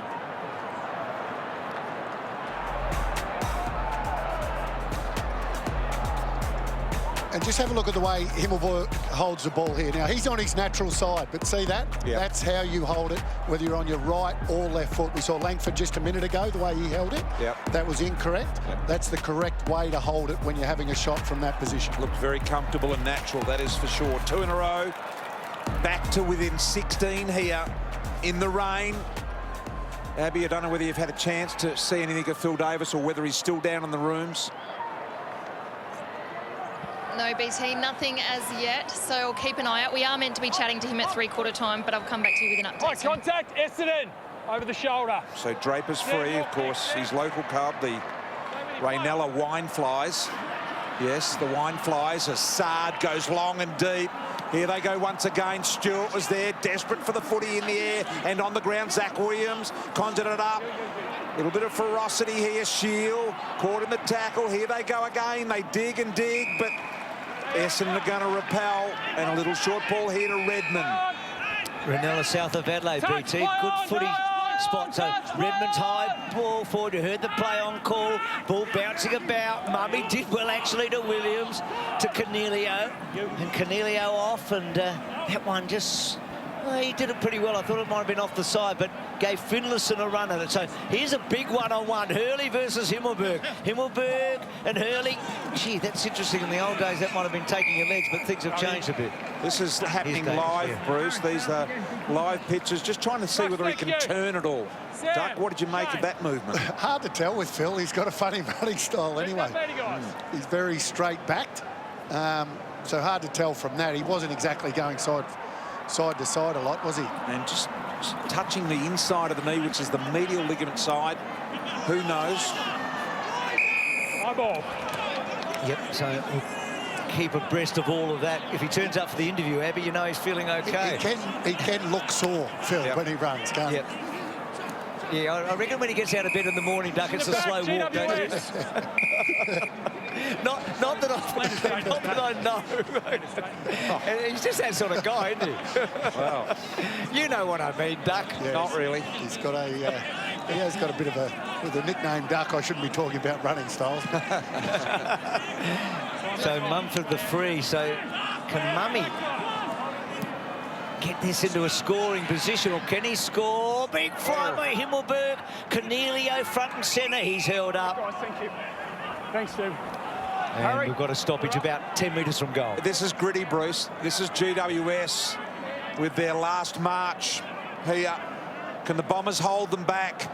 We've got, what, 2:40 to three-quarter time. Gee, GWS to think they're a big chance if they kick the next one here.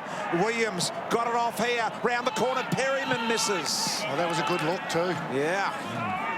So they are pressing. Davis, Abby, he looks to me like he is set and ready to go and going to give it a go. He certainly does, guys. Great news for Giants fans. He was doing those run-throughs on the boundary and looks good to come back on. So I'll keep you posted on that. So again, the effort by Davis. So the last couple of minutes in the term, back to 15 points. It was 22 at half-time. Essendon kicked the opening goal of the term. They looked close to almost getting an unassailable lead. Not to be. So well done to the Giants. Merritt and McGrath been so important. And gee, Ridley again, I reckon BT said earlier that he was clean ball handler. He did that again there. Parrish, Smith, got good purchase Smith on that handle. They've played this really well, Essendon. Now, Merritt been so constructive. Zaharakis, now does he get it to give McDonald-Tipperwoody a chance? Shaw held his ground. Keefe got rid of McDonald-Tipperwoody and then slapped it out to Shaw. Shaw, clever, he's always had a high IQ when it comes to footy. I can't speak about that score, wasn't there with him. Ball with Mummy. And then Shield off the ground. Would have liked it though, BT. Would have been entertaining. Oh, all the Shaws, I'm sure they're good at their times table, Bruce. Knocked away from Himmelberg here. Here's Shield this way, that away. Went the wrong way in the end, ran into trouble. And now a little soccer forward. They are gritty here, Bruce. They are grinding it out, GWS. Just making something of little chances. This interception by Saab was important, though, from Cornelio. The Cameron kick and sensing the clock. Guy on the board there, you can see interchange area holding up the 1 minute. How's that? GWS are holding up the 2 minute sign. Bombers are holding up the 1 minute sign. Guess who's got it right with 1 minute to go? You always like things to be accurate, Duck. Well, it was 1:05, so. Langford, Parrish, little dish off. Here he is, Draper, the boy from the Ray Noah, Wine flies. Let it rip. Missed. It was over a minute at the time, but closer to the minute, yes. Jeez, he's got a long leg, Draper. That was a good roost. And here's Haynes. So well, I think he's a goalkeeper from soccer, Bruce. So they kick it a long way. They sure do, Duck. You said earlier, when you first saw him, Duck, this is a week ago, you said he doesn't look like a soccer player. I've been wanting to mean, what does a soccer player look like? Well, not like that, I don't reckon. Smaller, General. Smaller, yeah. You know, I sort of got it, but it was one of the stranger things Duck said it, over the last 5 years. That's okay. Here's Whitfield. I'm not keeping count, Duck. Don't worry. Taranto's kicked out. Oh, that is a good mark by Hurley, isn't it? Yep. To Ridley. She's got poise, Ridley. So they've held them off.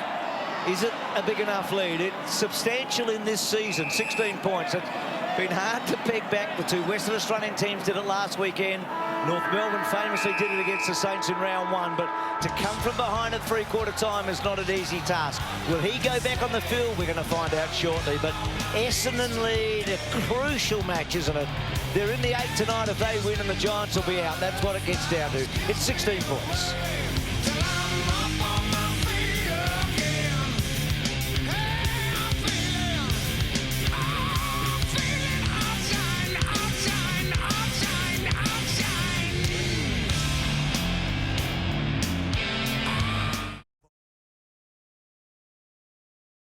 Fastest player each round.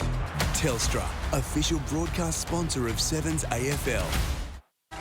If you had 4 girls all falling for you, which one would you choose? This is getting real. New Farmer Wants a Wife. Sunday at 7 on 7.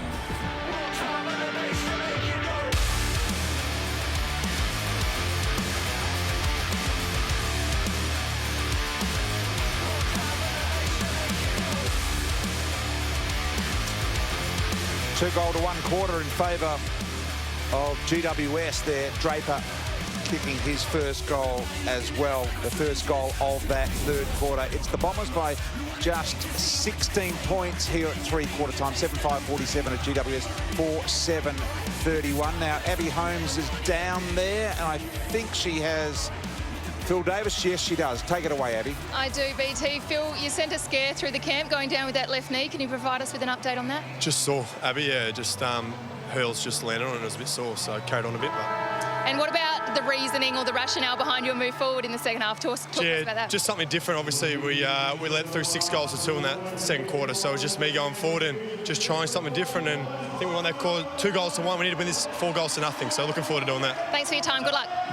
And just at the 3/4 time break, Duck, we spotted on the bench the future coach and the current coach talking. It was an interesting chat, wasn't it? Yeah, it was an interesting chat. And, well, Truck, Ben Rutten did most of the talking in this exchange. And you can see Woosha there. And interesting, at half-time, Ben Rutten, he does the press conference. But after the game, it will probably be Woosha. So they're sharing the role. But clearly, Woosha just overseeing Ben, doing the majority of the all the tactical stuff. And giving him a lot of space to have his thoughts, isn't it, clearly, from there. Because here they are in a position, Bruce, where it's win or lose. The game's in the balance, and Woosha all ears for Ben Rutten, wasn't he? And Blake Carousella coming in late there with his 2 bobs worth. Working well as a team. Illustration. What a great illustration of how they're working together. That was fabulous, wasn't it? So, start of the final term. Now, the stakes are so high. The winner tonight will be 7th on the table, and the loser's out of the 8. The Bombers are already out of the 8 at the moment. They go back into the 8 if they win. And for GWS, it is vital in terms of their prospects this year. Taranto's kick forward. Cutler went to ground. Whitfield gets into a scoring position, gets the full forward, and Cameron takes an uncontested mark, really, and then he just read it best, didn't he? We wanted it more than anyone else. Yep. And this is the perfect start, and they close the gap to 10 points. Wow, that gives them a nice old start, Bruce, doesn't it? They really did attack that 3rd quarter. They only won it 2 goals to 1, but I just thought their grittiness to stay in the game when it looked like they were going to be overwhelmed was really good. Centre clearance is going to be absolutely crucial from this point on. They were dominated by the Giants early, and then the Bombers got hold of them. They were down by 29 early in that 3rd quarter, Bruce. Yeah, it's a good comeback. So we've talked. So they've got it back to a really manageable kick and a half, haven't they? So Duck and BT, this is the live ladder. Have a look at. So the Bombers go from 10th to 7th if it stays at this, and the Giants slip out of the 8, and their position becomes quite precarious for the rest of the season. So massive stakes here. Yeah, and that's with the game in hand for the Bombers, as we know, but their percentage really low, so they're going to need wins because of that percentage. Beautiful so knockdown. Draper, Chul. Little one here from Kelly. Mumford involved. Cornelio upended by Sard. And a throw, says Sean Ryan. So Sard with the free here. And this is going to put the Bombers immediately under pressure if you can get it deep enough forward. And then they can trap it in there. Took a while to get the ball back. High ball to start this final quarter. Sard with a really high ball. McKernan setting himself. Had to contest against 3. The handball out of McDonald, Tip and Woody. On his left side, missed. Gee, that could have really hurt. We always sort of think this way. You think 2 goals for the Bombers. They get 2 in this last quarter. That makes life difficult. Phil Davis said to Abby, we need a 4-goal-to-0 quarter, didn't he? Now, they've got one of them back.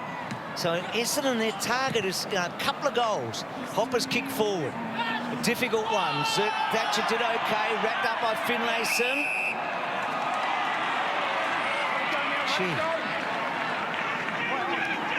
So Finlayson turns his man. Now he's got a long leg, but he caresses the ball. Cameron had a look. Guelphy, well done to Francis, and then Francis's kick is hugging the line, and it bounced right on the line. That's a good result for the Bombers there. Yeah, that was a let-off, Bruce. That looked out of bounds, but then, as you say, caught the line. So they've got it where they'd like it here, GWS. Draper, where does he put this? Given the advantage, Mumford just tries to get it his way. McGrath will be happy with the boundary line here. Did it well. Just gained another 5 or 10 metres their way. Watch the umpire shoot it back towards the centre circle here, right to the corner of the centre square. Hopper be on the move here. At the back, tried to get it there. Here he is now. McGrath with the tackle. Draper just got it out of there. 15 metres or so. Picked up by Williams. No mark here. Cornelio going to have to get rid of it straight away. Dars, good kick inside. Almost a mark. Cameron Francis go at it now. Cameron head over the footy. Won a hard one. Now he needs to get rid of it. He did. McGrath socketed it. In danger as Hopper had his hands on the footy. Don't see that decision paid too often, do you? But I think it was there to see. So Hopper kicks back to the goal square. They've looked dangerous here. Davis had a good look. Good fist coming in. Back to Merritt. Merritt closing in on 30 for the night. He'll need a big last quarter. Holding. Essendon advantage. So Shaw holding McKenna up in more ways than one. Ridley's little ball. He's just overcooked it a bit. Ward. Holding. GWS advantage. So you've heard all the calls there. So Kelly with that lovely leg of his for Shaw. It's going to be 50. 50. That's payback. That's revenge, Bruce. Yep. 50 metres. That football IQ of Shaw's, eh? Yep. And he knew it was coming, Shaw, the whole time. Russia black for the Irishman. Oh, he said I can crack him open here. Yep. This is just like 10 seconds before. Well, this is why. Yeah. So Heath Shaw, who kicked his first goal tonight since the 2016 prelim final, has a chance to kick a second, and have a look at that. Duck, I think his bragging rights are back with him. A couple of goals. I know he's given a couple away, but when you kick two, and the crucial times that he's kicked them. When you kick two from the back pocket, it's probably in front, I reckon, Bruce. But that's just, he obviously stirred him up, knew that was coming straight away, didn't he? He thought, I'm going to get 50 here.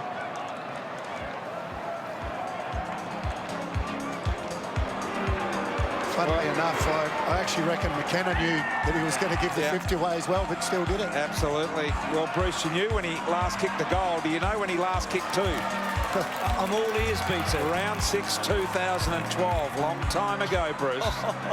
So here he is. You just remembered that, did you? Oh, no, I had it fed to me. But there they are. And Shaw and McKenna, that's a great battle. I tell you what's a great battle. GWS have got this back to one kick. 5 points. So they've done it all early, Bruce. They're not pushing towards the end of the siren. They've got there very quickly, which now gives them a chance to, rather than have to take big risks, to continue on with their game plan. So Draper, missed contact. Essendon. Free ball to Draper. Curtis Du Bois there, just telling Big Mummy why. Out of the middle, and the kicking action's not great, but gets the distance. Merritt over the back. Whitfield threaded the needle with the handball. Got it to Perryman. Perryman sees out wide. Langdon. Here he comes, the big man. Did really well. The big against the little. Well done to Draper. Gee, won that, and he probably shouldn't have, given the nature of the contest. Now Francis has got to go. And no Halloran win as well. So some strong stuff. Cutler, little handball back to Francis at half-back. He just handballed in hope. Cameron did well. Himmelberg's gone. Cutler got him. Essendon. Great call, BT. What a fascinating little minute there, Duck. I mean, mistakes, yes, but some real... Look at... Well, that's Cutler and Draper early that started it all off. Yeah, pressure from both teams is good in that passage. So Cutler's kicking, trying to get Zaharakis over the back. This match is on a knife's edge, isn't it? I mean... Intensity. The Giants... Yeah, it has, and the Giants have almost caught up.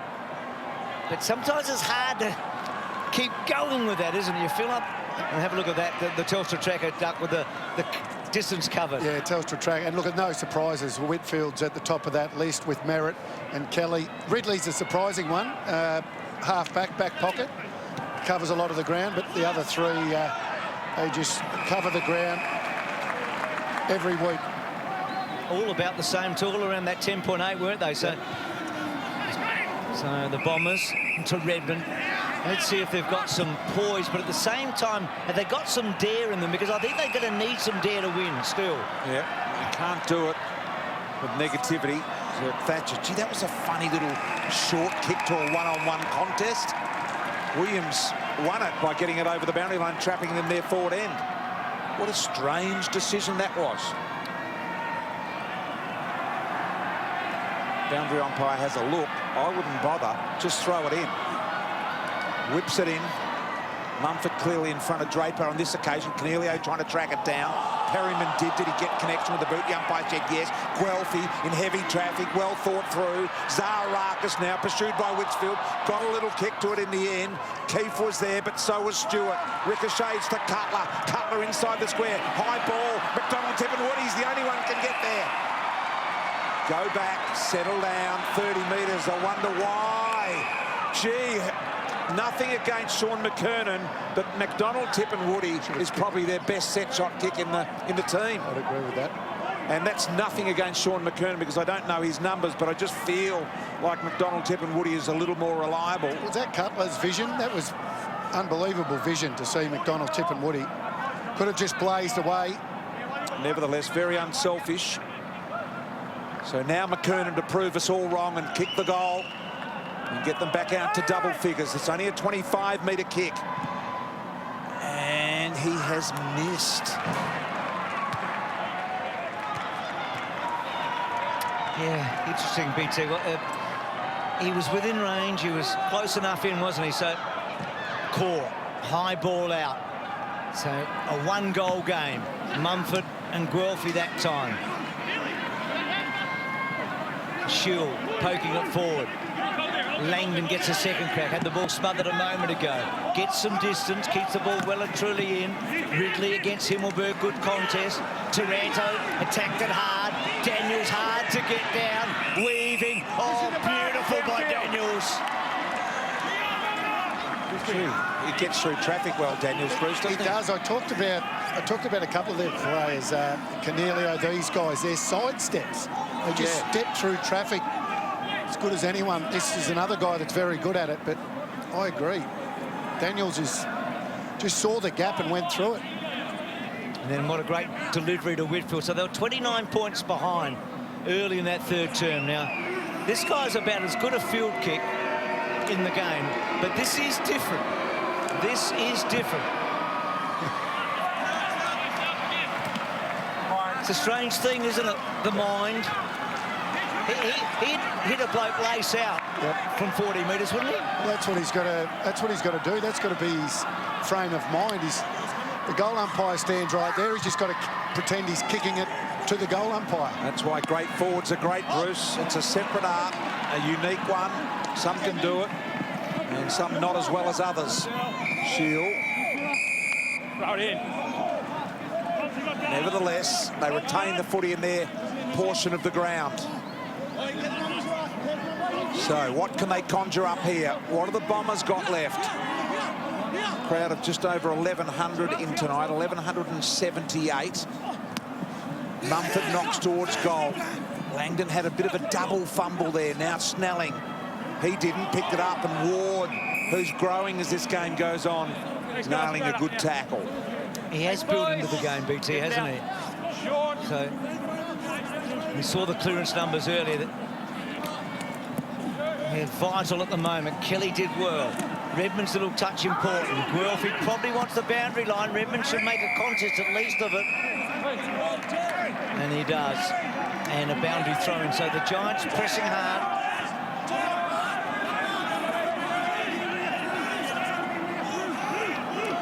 It's an exhausting sort of night for these players. I mean, heavy conditions. They're playing a lot of footy, we know. McKernan, he kicked that in now. What's the call from the umpire here?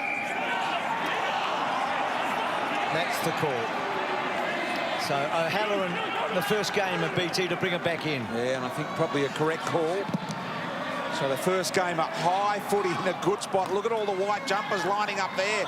Oh, great little flick from McKernan out the back door to Guelphy, but Cornelia was all over him. You can see the rain falling here. It was good thinking by McKernan. Moist conditions. McKernan doing the ruck work. Once again, a good flick out towards the boundary line. Taranto wrapped up in the McGrath tackle. I think it was underneath all of that.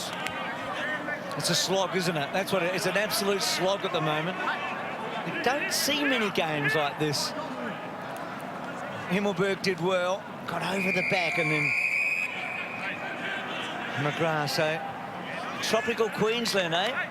We had the coldest day in Adelaide today since 2005. Now, I know in Melbourne it's been chilly as well, but warmer conditions up in Queensland, which is the epicentre of the AFL right now. So McKernan read that pretty well. Didn't get much leverage, and Cutler, Ridley, Zaharakis, ball just bubbling about. Ridley got in hard. He's probably a little bit stiff. Langdon got in well. Smith couldn't. Tackle Essendon. And Smith rewarded. So, Ridley there. I don't know who it was against. There was an arm over the shoulder. Looked like maybe shoulder, rib, hip, but he's okay now. So how do they extricate it from the back half here, BT? It's been played in the Giants' forward half at the moment. Yeah, they've got it locked in nice and tight, Bruce, but can they escape this stranglehold, the Bombers? Because at the moment, it just looks like GWS are the most likely to score next. This is the Ridley bump.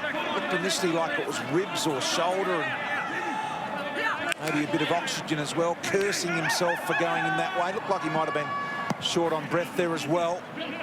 So the kick back towards the attacking 59. Draper, good defensive spoil. Oh, Kelly, Whitfield, all the stars involved there, and Caldwell with his handball couldn't quite finish it. But once again, Bruce, inside the attacking 50 here for GWS. Ridley's made his way to the bench, guys. He looks heavily winded, but the doctors are going to take him downstairs and assess him in the rooms. Gee, I hope they're quick, Abby, if they can get him back. He is so vital, I reckon, in that back half at the moment.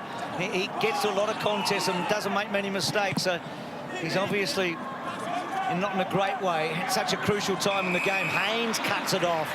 He's the A-grade Ridley, Haynes. I mean, Ridley could be a Haynes in a couple of years' time. That high ball in, they all flew. Hurley, oh, that's out on the fall. Oh.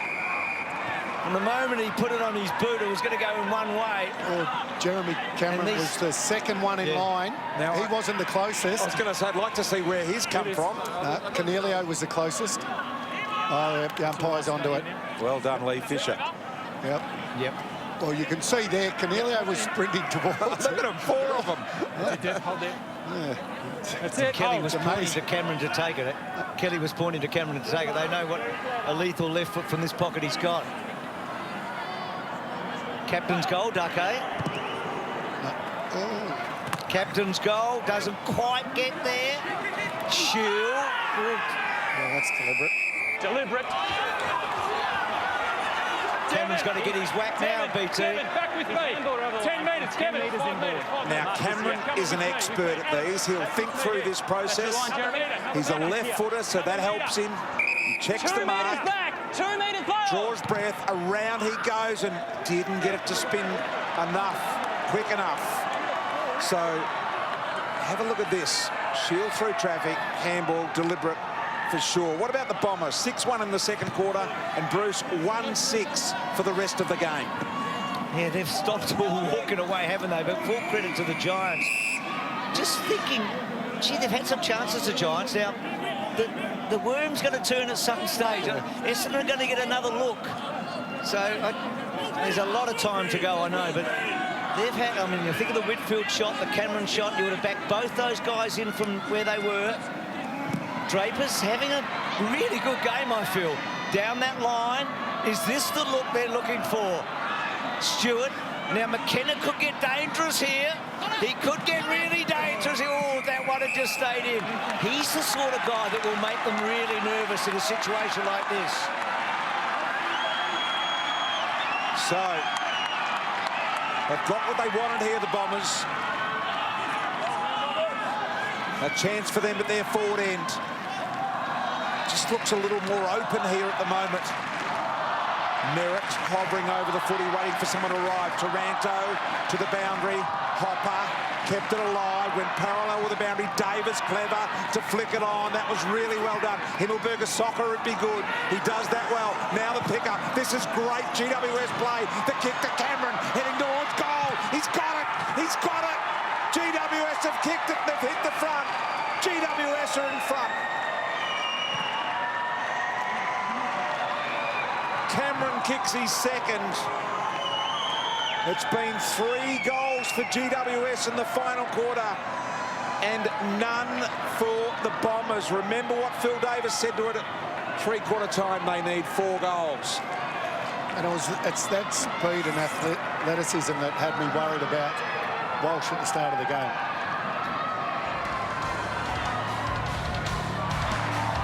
Hey, Doug, have a look at this athleticism you talked about. And Zert Thatcher goes up and down in the right spot, but Harry does him in here. Yeah, and he's very quick. Himmelberg, you see there, that's a great kick. But this is what I was worried about at the start of the game. I thought Walsh wouldn't quite have the athleticism. And Cameron, I think he's done a pretty good job, to be honest. I know he's kicked his 2 goals now, but it was that athleticism that I was concerned about at the start. Yep. So can Essendon find a way? 5 goals. Francis, I mean, not Walsh, sorry. Yeah, we know who you meant, Doug. So Draper and Mummy. So Essendon find themselves behind. They were 29 points in front. McDonald, Tip and Woody. Wide and high. Langford's been a goal kicker. Core had him and belted the ball out.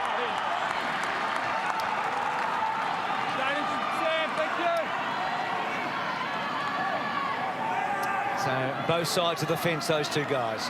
Yep. 1-inch way, Bruce, as you say.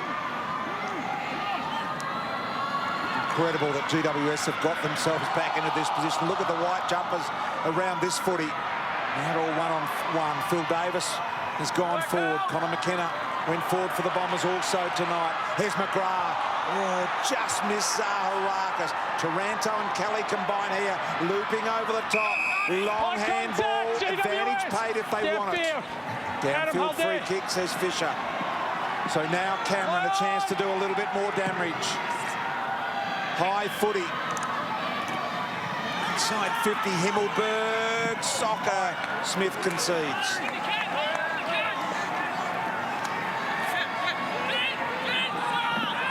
So they compare the pair, Duck, eh? Taranto and McGrath. I mean, they both had good matches. They're both fine young players. Taranto just got the better on that occasion, but Essendon have got to find a way to kick a major. Good Mark Haynes. They're priceless. Wayne, you've talked about that a lot over the years, that mark down the line. The one down the line, and that's the one that Woosher actually spoke about before the game. Can't allow this guy to do that, especially late. 5 intercept marks for Haynes tonight. High ball in. Francis just had a fumble. And Daniels and Kelly got involved. See Davis limping there. Still limping badly. Spoke to Abby at three-quarter time about all of that. So BT, another goal here would just about take it away from the Bombers. Well, it would do exactly what Phil Davis said it would do. 4 goals, he said they need to win it. And it's certainly looking like that. Canelio off hands. Zert Thatcher got the little kick away, picked up by GWS and shot around the corner there, misses. Zach Williams. And that's Ridley on his way back out to the ground. He might have got a little bit of help with that shoulder by the looks. As I said, he's a bad man to have off. He's so good in the back half. G. McKenna and Tip and Woody, they're so good together normally, and that was a real little mess up. And good tackle by McDonald, Tip and Woody on Whitfield, but the ball comes to O'Halloran. That's an important touch by the youngster. Long ball forward. Himmelberg, Redmond, still with Redmond. Merritt a left footer. He comes to that left side. Long ball out. GWS with the numbers. In front of the jumper, GWS.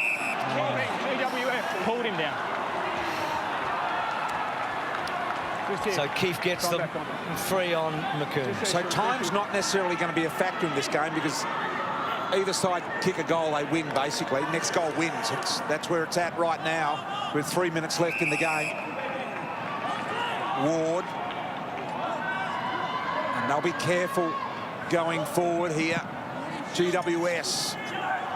Good-looking ball to Cameron, both hands on it, off hands out the back, Mumford, Himmelberg, Guelphy under real pressure here. They don't want to pick it up because they'll be pounced on. Someone had to have a crack at ground level. The ball dribbles out the back. Sard takes the wrist into the hands of the wrong man. Smother off the boot. Himmelberg under pressure. If GWS kick the next one, it's all over. Bombers appealing for the free. Didn't end up with him. And umpire's ball. The player was on him here. Tense stuff. Who's up? Jeremy. Essendon. Send. So Draper, Finlayson got over the top of him, tried to toe puck Sard, good. Daniels has been dangerous tonight in these sorts of situations. Sard runs him over the line. Giants, Josh just telling us, so since 2017, 15 games decided by goal or less. They've only lost 2, the Giants. They've only lost 2 of those 15. They've been the masters of the dark art of winning these close ones. So they're in the right spot right now. It's at their end of the ground and they're on front on the scoreboard. Daniels dive. Good decision not to give it to him. Whitfield back. Taranto and up and under. Perryman lurking. And then at the back it's Caldwell. And then Caldwell hooks it back to about 10 metres. They've got to kill it, the Bombers. They haven't killed it. Taranto can't quite get a stick on it. Snelling goes down. What happens here? That's what happens here. Oh, boy. 150. Still time for the Bombers here. A goal by GWS, and it's all over. They are defending and defending and defending. Can they find something in the open? Little poke. Caldwell again. Finlayson keeps it alive. Oh, Draper. It was a little ugly in the style. Mumford dive. Slips catch. Couldn't get there. McCurlin. High tackle, was it? Is it Ward's free? I think it is. He might have got one high. So not only will he milk the clock, and he certainly helped the decision in the end look a little better than it was, but probably got a bit of his head. A lot better than what it was, and nearly hurt himself in the process. He flipped himself around a fair bit. There wasn't a lot of contact there, was there? Well, not as much as he showed the umpire. So Ward, as a result of that, he looks at the clock at the other end of the ground, looks to the bench perhaps. His courage will never be doubted, this guy. He did play for that goal. Looking like he's a little uncomfortable with the distance from 50, so let's see. 50 metres out, online, it's all about the distance. Is it there? Yes, it is! GWS making a 10-point margin. So Ward kicks that 4th goal that Phil Davis told us they needed to win the game. It had to be 4 goals to 0, and it is 4 goals to 0.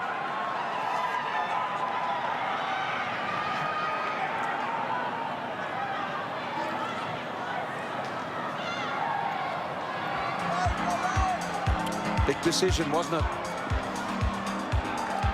Generally, when the player overplays it like that, the umpire doesn't pay it. And just it was a late whistle, and I would have play on for mine. Play on because of the fact that he overplayed it. As I said, his courage will never be doubted, this guy. I love the way he goes about playing. He was just trying to get the kick. He was trying to get a free kick, and the umpire fell for it. And that's a great kick for Ward. I mean, he's not known for long kicking, and from 50 out, so have a look at that table. What a difference 10 minutes makes. So the Bombers stuck with a poor percentage out of the 8, and the Giants seemingly will get that win as the ball gets forward to Langford. And then Williams, Essendon have just been marching on the spot in terms of their goals for such a long time. So they're going to get a 3rd consecutive win, GWS, but I'm not going to walk away from tonight feeling like I've seen a team that's got real momentum going forward. Sure, they've come from behind and they've done the hard yards and they've got a gritty win, but they've got a lot of ground to make up on the West Coast and the Richmonds and the Port Adelaides after what I've seen so far tonight. Here's McDonald, Tip and Woody. So Tipper goes wide. Zaharaka standing start now. High ball inside 50, 30 seconds left. Got to stop the clock by kicking a goal. It's their only chance. There's the first gamer in O'Halloran. Little one out to Zaharakis, through to Parrish. Just a little bit of a fumble there. Still an opportunity. Smith knocks it clear, tries to give someone some space, but Taranto's first to arrive.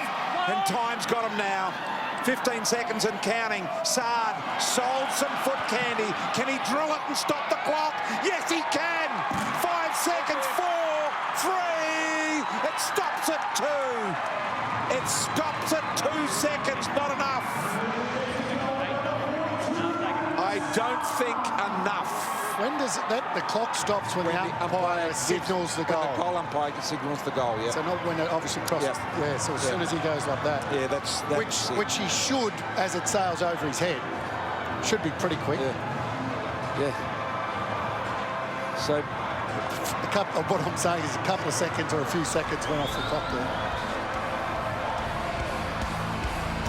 So the only chance here, Bruce, for me, for the Bombers, is if, have a look at this from Saad. So that stops the clock and the umpire signals it's a goal. Bruce, if Essendon players start falling over in the forward line and possibly faking free kicks, that's the only way home I can see. Oh boy, gee, it was a good goal, but it has come too late unless there is a little miracle. What an unusual night, a thriller in the end, and it's about to stop now, you would think. The goal tipper would end, it does stop. Oh, what a might have been for the Bombers, but it was the Giants from 29 points behind that get the win.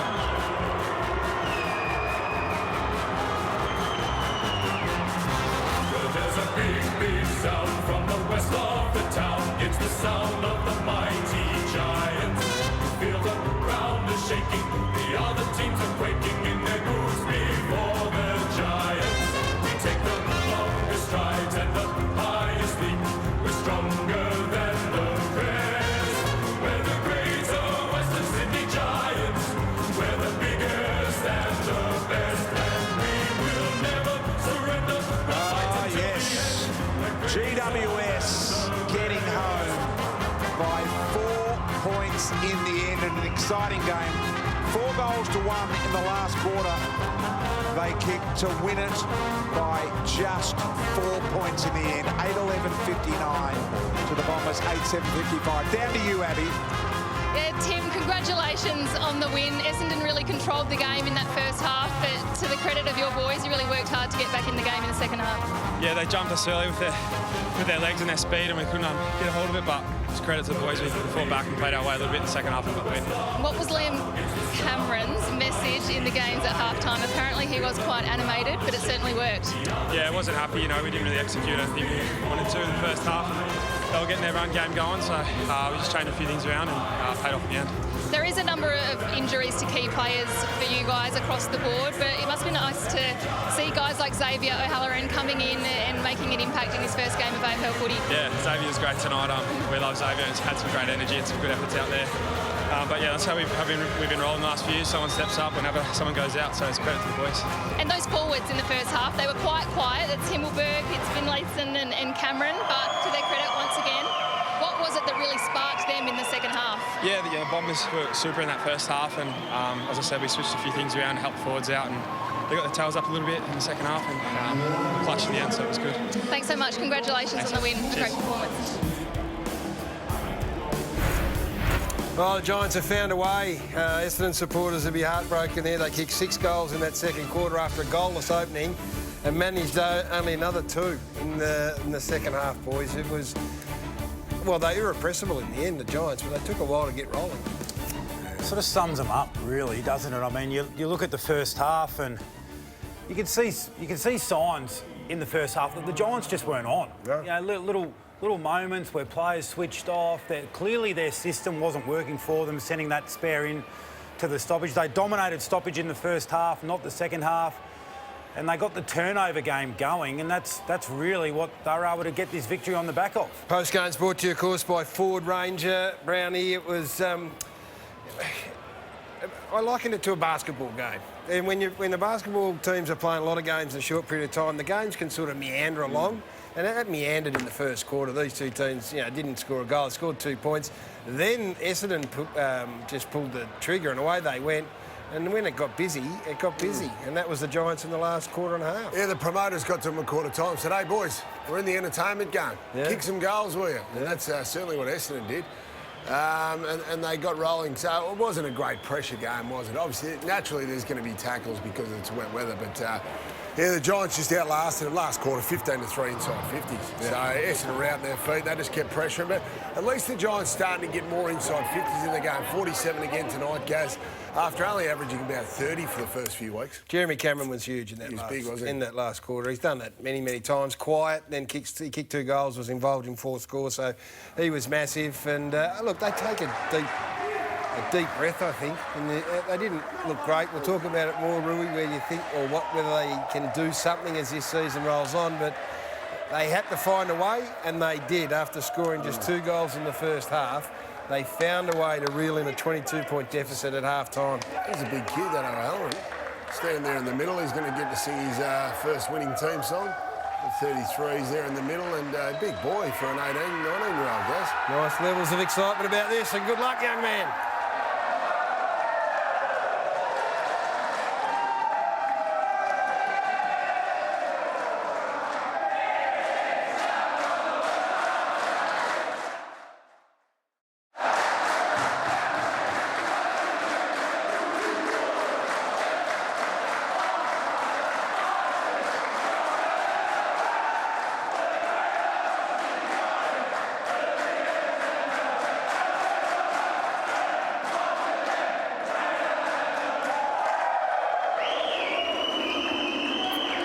Maybe in these strange times, you've just got to find a way too. At this time of the year, in this middle part of this condensed season, you've just got to find a way. It doesn't matter what it looks like, and it wasn't particularly pretty, but they found a way and they got the 4 points.